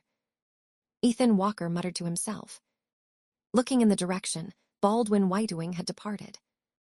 This unexpected gain of 20 merit coins means I must choose a good martial art and a suitable weapon. Looking at the money bag in his left hand and the 20 merit coins in his right, Ethan Walker rarely showed childish tendencies, happily skipping and bouncing back into the small courtyard. Back in the bedroom, Ethan Walker directly threw a merit coin into the bronze mirror. Ethan Walker of Bamboo Abode. Why do you seek me now? The voice of the mirror spirit then sounded from within the bronze mirror. Senior Mystic Mirror. I want to choose some martial arts and weapons. Do you have any recommendations? Although he knew this mirror spirit was just an emotionless artifact, Ethan Walker still addressed it very politely. Disciples of the outer sect like you can only purchase martial arts and weapons from the West Wind Pavilion's armory.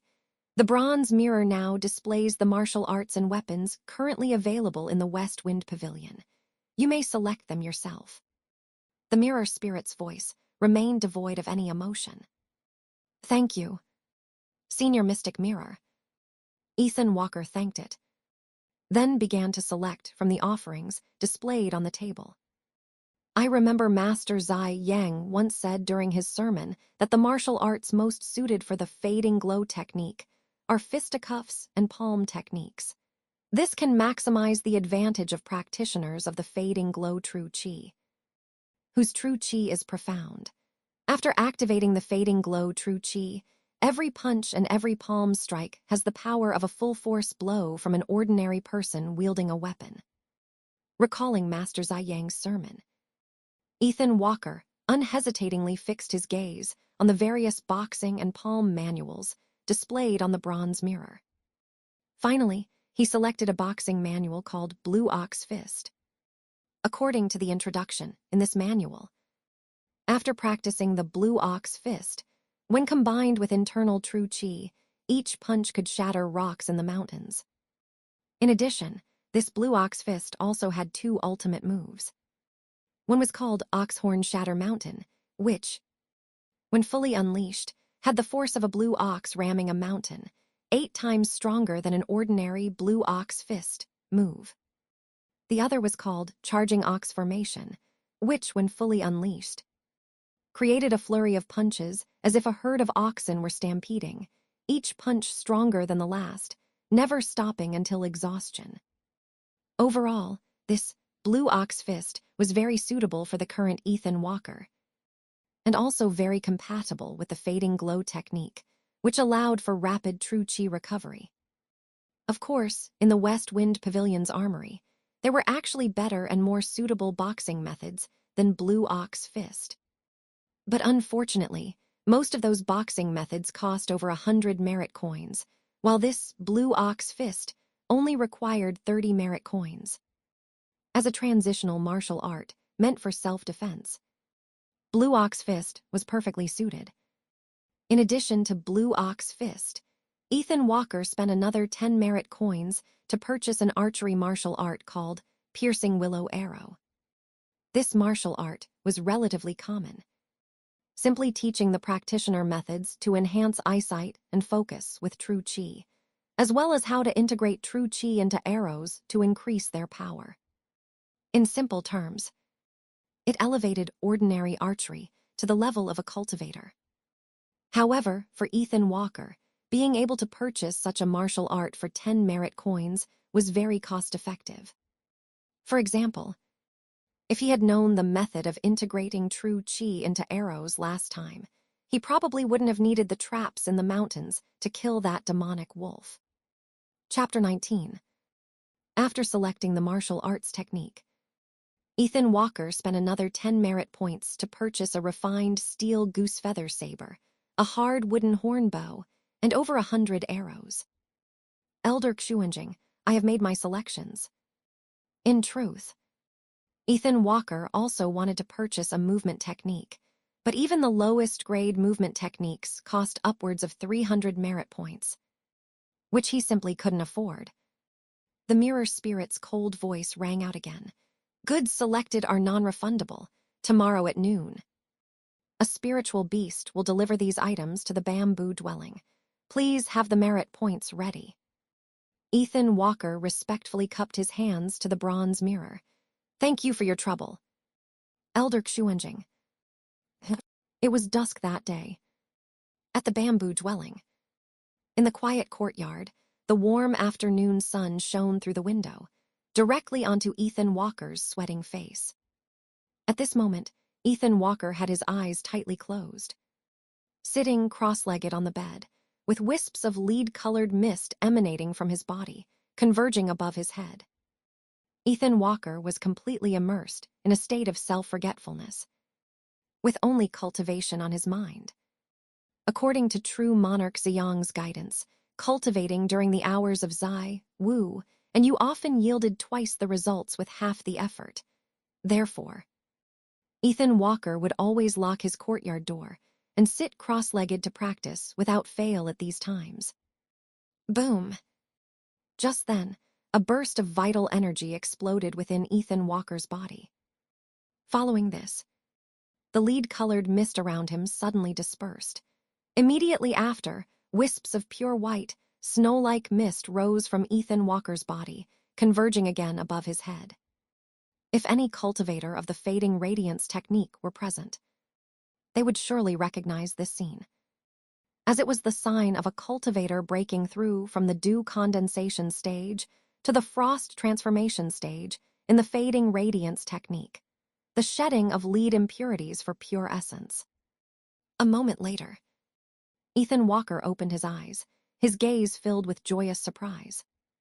He hadn't expected to break through the dew condensation stage and enter the frost transformation stage today, because according to true monarch Ziyang, he still had at least 10 days before he could make that breakthrough.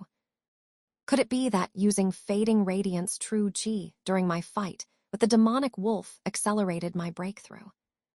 Ethan Walker wondered to himself. Is Ethan Walker of the bamboo dwelling in his courtyard?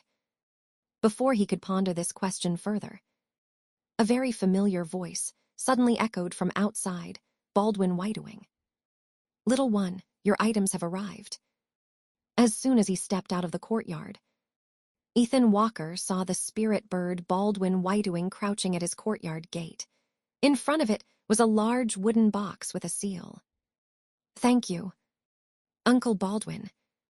Ethan Walker expressed his gratitude happily and quickly walked over. Little one, earning merit points isn't easy. At the end of the year, you'll still have to pay the customary fees to the West Wind Pavilion. Save what you can. Baldwin Whitewing kindly reminded Ethan Walker. Uncle Baldwin. Don't worry. Ethan Walker knows his limits. These are just a few self-defense weapons and martial arts. Baldwin Whitewing's kindness made Ethan Walker feel very warm. It's good that you know your limits. Baldwin Whitewing nodded. After yesterday's business of buying demonic wolf bones and flesh, his impression of Ethan Walker had greatly improved, and he no longer saw him as a mere unfamiliar outer sect disciple. I observe that your true qi is much purer than yesterday. Could it be that you've had a breakthrough? Baldwin Whitewing suddenly looked at Ethan Walker carefully. That's right. Uncle Baldwin, my fading radiance true qi has already reached the frost transformation stage. Once I break through the frost transformation stage and enter the ice concretion stage, I'll be able to attempt breaking into the gate opening realm. Ethan Walker did not hide this from Baldwin Whitewing. Good. Baldwin Whitewing nodded in approval. He had seen Ethan Walker's diligence, so he wasn't too surprised. Continue to cultivate diligently, even after reaching the ice concretion stage. You only gain the qualification to attempt the gate opening realm. Do not become complacent. He then warned Ethan Walker. Ethan Walker will remember Uncle Baldwin's teachings. Ethan Walker earnestly cupped his hands to Baldwin Whitewing.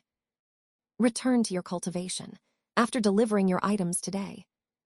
I need to accompany the elders of the Four Peaks on an excursion. I might not be back for several months. After saying this, Baldwin Whitewing spread its wings and ascended from its spot, accompanying the elders of the Four Peaks on an excursion. Could it be to subdue demons in the secular world? Watching Baldwin Whitewing's receding figure, Ethan Walker suddenly thought, feeling a little excited. According to the introduction, in the transmission Jade slip, disciples and elders of the Seven Peaks received many sect missions from outside the mountain every month. After completing these missions, the sect would grant a large amount of merit rewards. Even a casual outdoor sect mission would yield a reward of over 1,000 merit points, which made Ethan Walker very envious. Ethan Walker, do not be overly ambitious. Upon realizing his state of mind had shifted somewhat, Ethan Walker quickly reminded himself internally. Immediately, he moved the wooden box into the courtyard. 5 days later, the backyard of the bamboo dwelling. Boom! Ethan Walker, enveloped by a faint layer of icy mist, after accumulating power for a long time, punched a man-sized rock in front of him. The moment his fist swung out, besides the sound of rushing wind, one could faintly hear the roar of an ox. Bang! With a loud crash, the huge boulder in front of him was actually punched through by Ethan Walker's small fist, leaving a gaping hole. However, Ethan Walker did not stop there. Immediately after delivering that punch, he stood his ground, adjusted his breath, and then threw alternating punches. Bangs, bang, bang.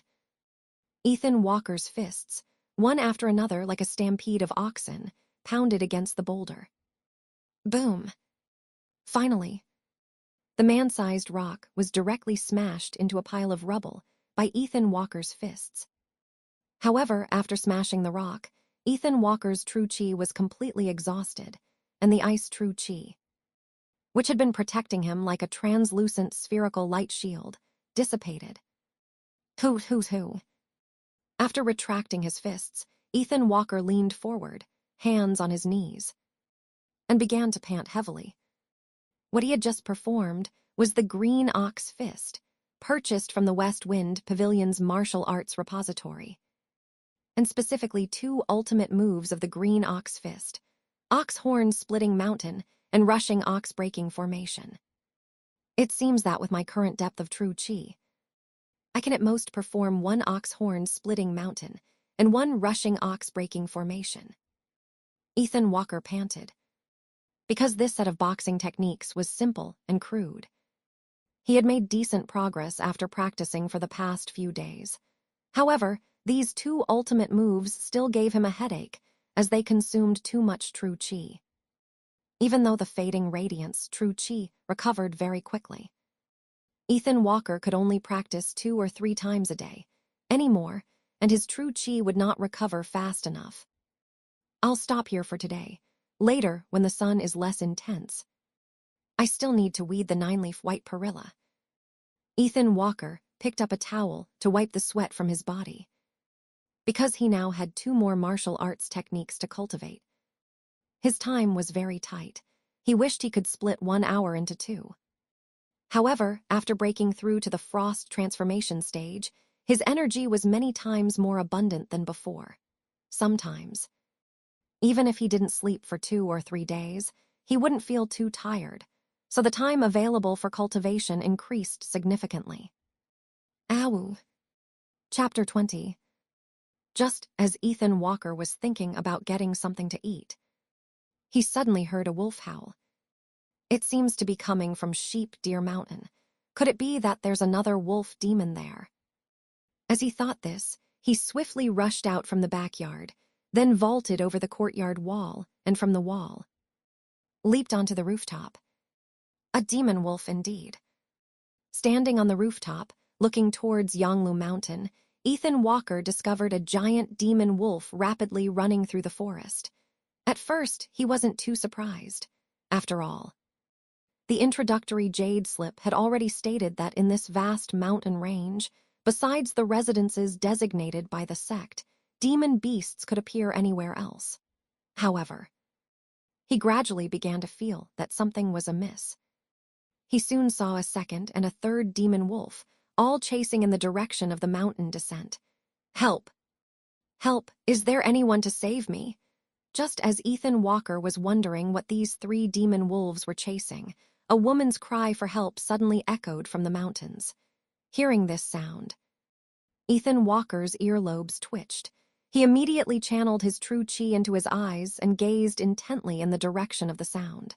This was the method to enhance eyesight taught in the martial art, piercing arrow.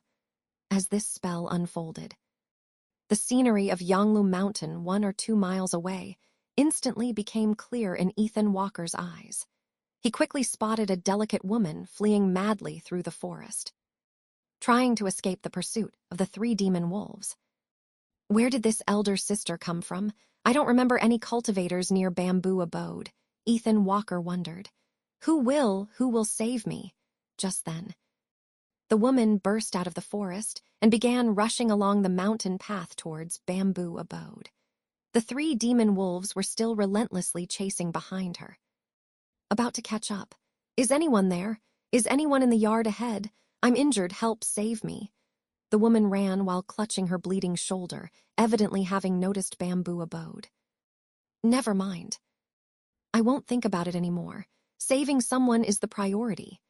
Ethan Walker shook his head, then took out his bow and arrow from his back, began knocking an arrow and drawing the string. Using the true chi circulation method from piercing arrow, he concentrated the remnant cloud true chi from his dantian through his arm to the arrow. In an instant, the arrow was covered with a layer of ice. Thwack! Just as the closest demon wolf behind the woman was only 500 meters from Bamboo Abode, Ethan Walker released the string, which had been drawn to a full moon. Along with the arrow, whoosh! Accompanied by a sharp whizzing sound, the arrow, imbued with remnant cloud true chi, directly struck the demon wolf's forehead, piercing it clean through. After mastering the use of remnant cloud true chi, the power of Ethan Walker's arrow far surpassed its previous strength. Ouch! The demon wolf let out a tragic cry and fell to the ground. The other 2 demon wolves in the rear, seeing this, were terrified and fled back into the forest, daring not to continue the pursuit. The woman at first was clearly startled, but when she saw the 2 demon wolves escape and then noticed Ethan Walker standing on the rooftop, she was overcome with joy. Thank you, young hero, for saving my life. The woman practically stumbled and ran frantically to the small courtyard of Bamboo Abode. From her nervous glances back, it seemed she was still traumatized by the demon wolves. Those 2 demon wolves have run away. You don't need to worry, Ethan Walker said from the rooftop, turning to look at the woman at the entrance. The woman was about 15 or 16, petite, and delicately pretty, much like the wealthy young ladies from Ethan Walker's hometown. Yes, if it weren't for the young hero, I would have become food for those 2 demon wolves, the girl said, patting her chest in fear, then gratefully asked Ethan Walker, May I ask for the young hero's name? My surname is Sue, given name Taping. Just call me Taping. Elder sister, Ethan Walker replied. He was still on the rooftop, bow and arrow in hand, looking at the woman with a noticeable hint of wariness. Young hero Taping, I am May Greenfield, a registered outer disciple of the Azure Mystic sect. A few days ago, when I rode a spiritual bird to collect herbs in the nearby mountains, I lost my way. I also lost my cloud-piercing flute along the way. And when I encountered these demon wolves, I could only flee, ending up being chased here, the girl said, taking out a bronze mirror from HER Chinese letter. Upon seeing the bronze mirror, the wariness on Ethan Walker's face greatly diminished. Only outer disciples possessed this mystic spirit mirror, so the woman's ability to produce it verified her identity. May I ask, young hero Taping, if May Greenfield may stay here for the night? The sun has already set today, and I am injured, making travel at night extremely inconvenient. The woman pleaded with Ethan Walker. All right, Ethan Walker was about to agree, since he could confirm her identity, but before he could finish speaking, His eyes inadvertently swept across the woman's shoes. The woman was wearing a pair of embroidered shoes with multi-layered soles. On the surface, they looked like ordinary cloth shoes, but when Ethan Walker combined this with what she had said earlier, he felt something was wrong. These shoes were too clean. Leaving aside whether it's appropriate to wear such cloth shoes when gathering herbs, the fact that her cloth shoes are still completely undamaged after being chased by demon wolves all day proves that she's lying. Ethan Walker thought to himself. Elder Sister May Greenfield, Taping's home is simple. You might not be accustomed to it. Ethan Walker leaped onto the gate of the courtyard and said nonchalantly. Young hero is joking. May Greenfield has fallen to such a state. How could I be picky? Besides, although my family was once wealthy when I was young outside the mountains, by the time I was 10, our fortunes declined. After coming to Cloudfall Mountain, I became accustomed to this austere life. All I need is a place to stay. How could I be picky? May Greenfield said with a bitter smile. The woman spoke with such sincerity that if Ethan Walker hadn't already seen through her lie, he might have felt sympathy for her.